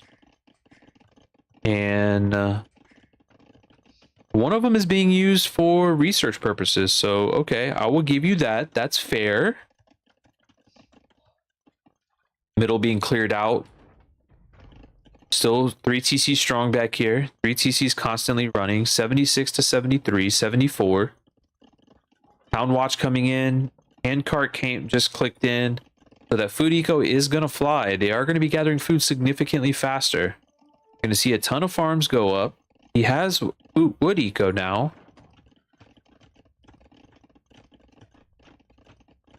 We have enough stone for a castle, but you don't really want to put the castle in your base, because then that's just basically giving up the rest of the map to your opponent. So has a spearman kind of hanging out over there. He's got the former Malaysian knight, now Japanese knight, kind of hanging out. He's keeping those TCs running, but he's going to have to pay attention to quite a bit. Dropping a lot more farms. Are we about to see battle elephants? Are we about to see elephant spam? Oh, he can click up to imp now. Buy the food, click up to imp. What else are you going to do with the food? Or what else are you going to do with all that gold? They're just getting wheelbarrow. He doesn't have double bid axe. He doesn't have... Oh, man. Heavy plow. Nice mangonel shot there to take out those annoying, pesky little archers. More and more farms are going up. 29 farms as of now, and he still has shorefish in the middle. Well, he had shorefish in the middle. And they're both going to go up to imp right at about the same time. But the Malay is going to click up faster. Plain and simple. Imp was behind Wheelbarrow. He didn't put it on a different TC, so that's going to slow him down as well. Double bid axe coming in, stone mining coming in. You're going to have Imp in very soon for your melee player. Castle is going to be available. Nice quick conversion there. Look at that. 96 to 95 villagers. So that those 5 TCs did not produce a huge eco lead for our melee player. So the score is a lot closer than it probably should be.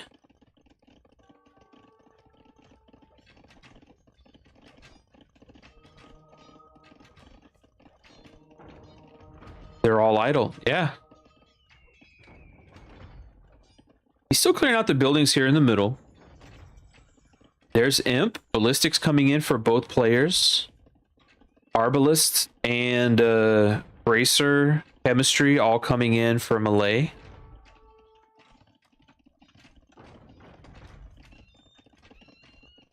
So he's expecting some infantry, right? So, and he rightfully so, he probably should. That's the biggest strong suit to the Japanese civilization. They're faster attacking infantry. Makes all the difference in the world, right? Now that those mangonels are going to go down super quick, and they don't last versus Arbalist at all, especially since they're about to be fully upgraded Arbalist. They've got Bracer and they're about to have Chemistry. They've got Thumb Ring. They've got Ballistics. Like, they're fully upgraded Arbalist. The only thing they don't have right now is their leather armor. We'll see what he decides to do with that. Dropping a 6th TC down here on this bottom gold.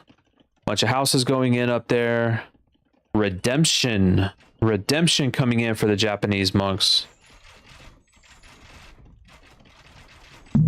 All right, we have Bracer, Chemistry, Elite, Skirmisher. Got 2 fire galleys out, or 2 demolition rafts still out, so that's always dangerous. I mean, even though he's not making a lot of vills, his eco is guarded from the TCs. Yeah, exactly. I mean, they're just mini turrets, right? That guy's kind of hanging out, kind of overseeing the farmlands. That mangonel could get converted, but not with all of those Arbalists sitting right there. Now they're fully upgraded armor. Now they're fully upgraded Arbalists. They don't get any additional bonuses, so it's not like they're... Does he see that? Yep, he sees it going up.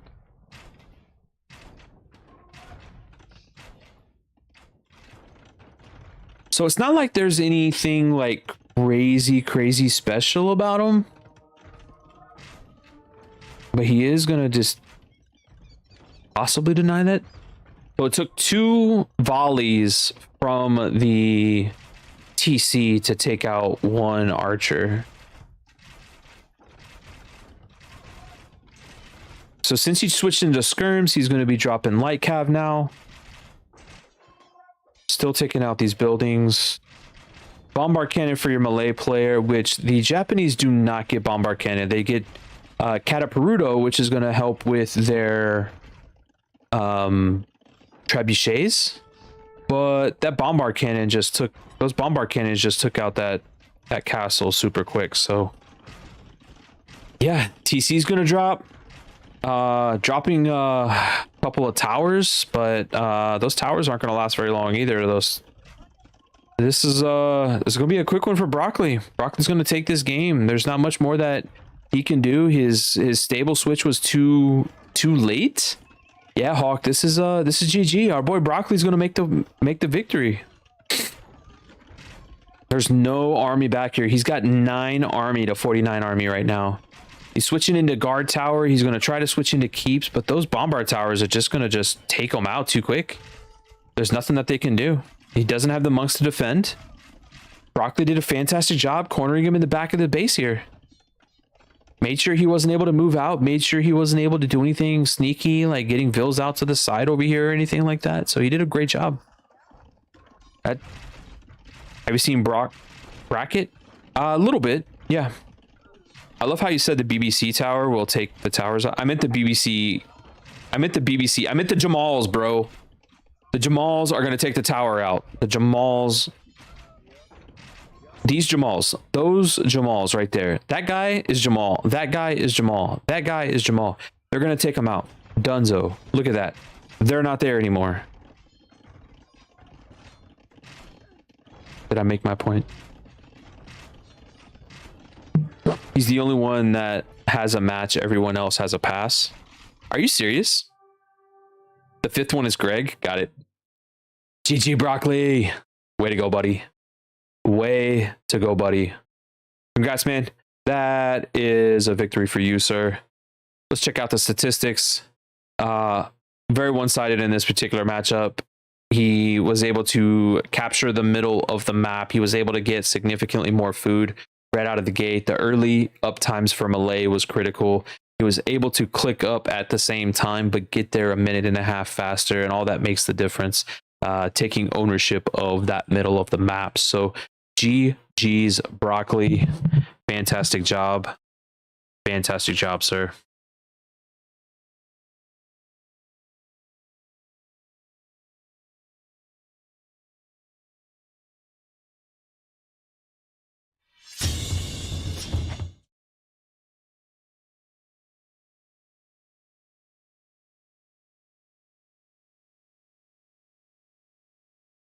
There we go.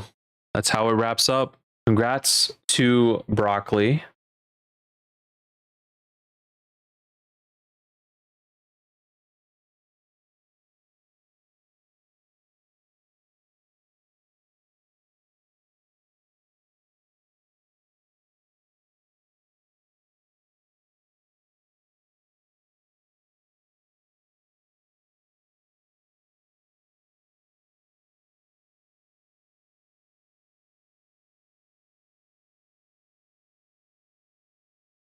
Huh.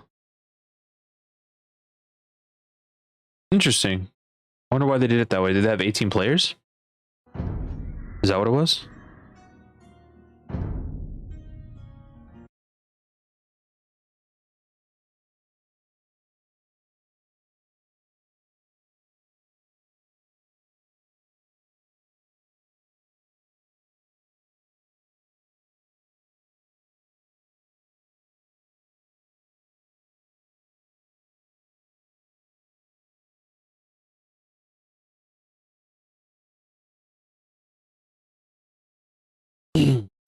Okay. Is Olad or Nazar in the... Is Olad or Nazar? Those two real quick. Rusher versus MU Warriors, who it is. Okay, got it. Either of you guys watching?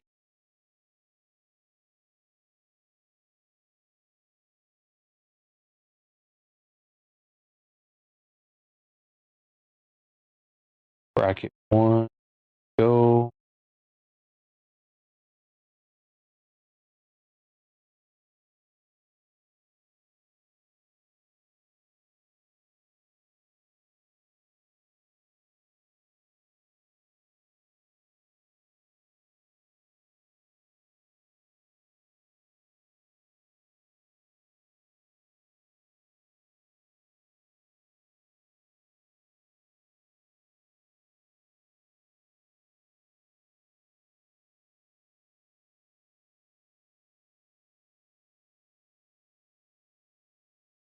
Oh, I know what I did.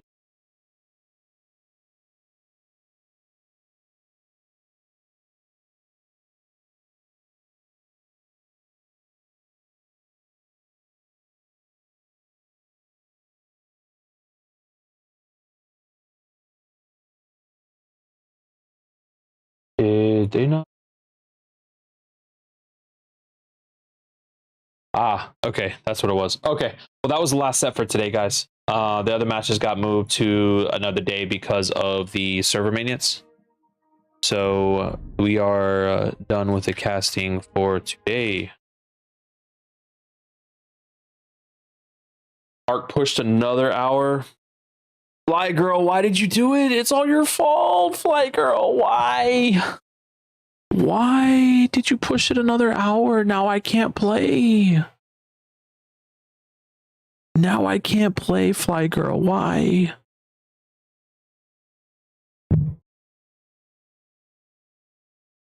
So this is my schedule for the next couple of days. Tomorrow I'm gonna actually, we'll talk about it after the break. But for our subs, I appreciate you guys hanging out. It is going on. What time? It is 9:30 at night right now. Damn, SimStream is so broke that Arc is not getting released. Yeah, man. If my stream wasn't, it's all my stream's fault.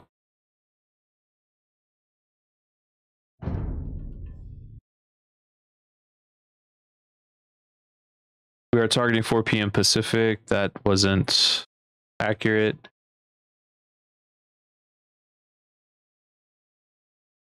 We're looking at 3 to 4 hours from now, 6:30 to 7:30 Pacific. So 9:30.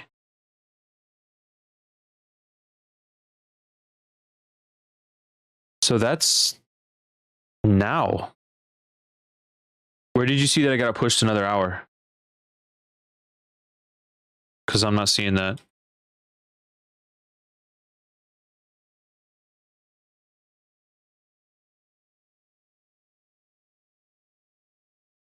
Because I can. I like it. Take ownership for it. Love it. Love it. Where did you see that it got pushed another hour? I didn't see that on Twitter.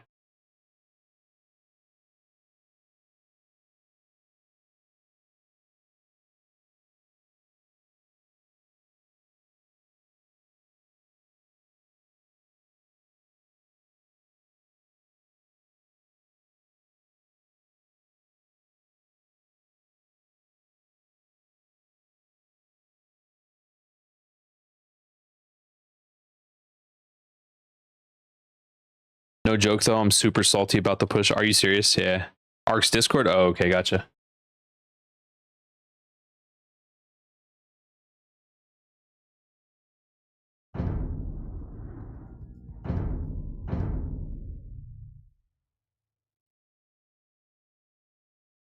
Yeah, it's gonna have to be something I play later. I've had a long day today. I've got a long day at work tomorrow. I will be casting Tomate tomorrow night, so we will be doing that whenever I get home. It'll probably be a later start time, about 8 p.m. Central my time. So, what is that? 2 in the morning for you guys in Europe and for you guys in Canada. I don't know if you guys can even tell time. It's Canadian. It's whatever. Nobody cares. So, it's gonna take you a bit to set up the server. Okay, yeah, that's not a problem, dude. It's gonna take me a bit to get the funds to pay for it. So, you know. Let's see.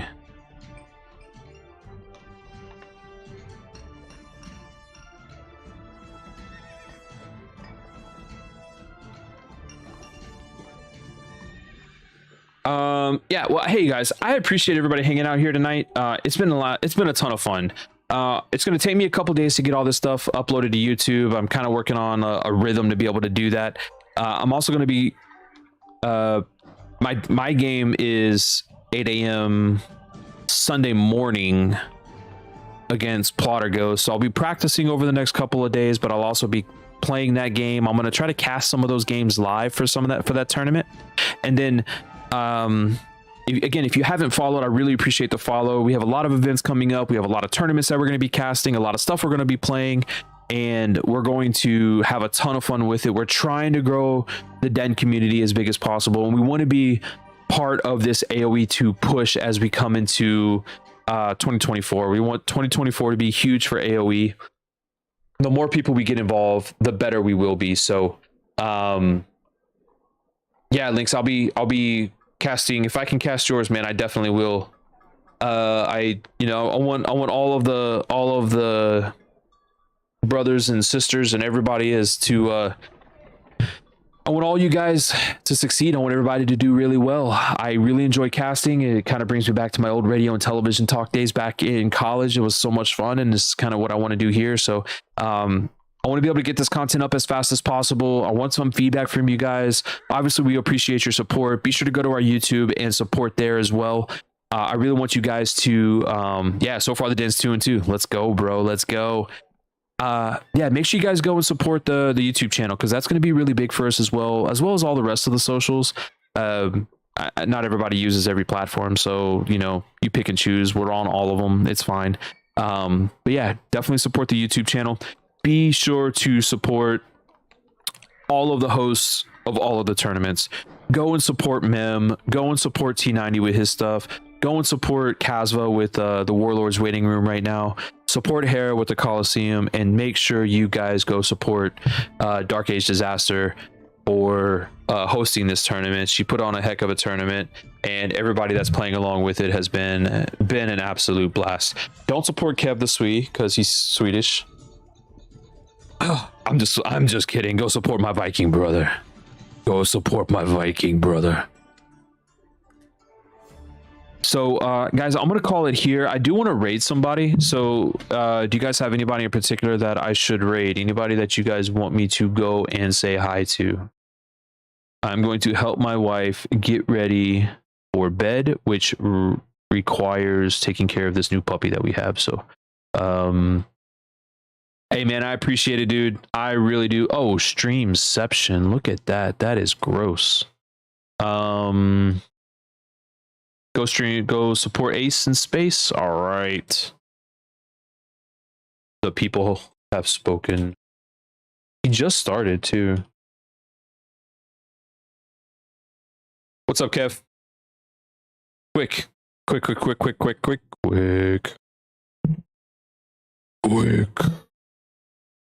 Your stream is broken. Nah, bruh. You're broken. Peace.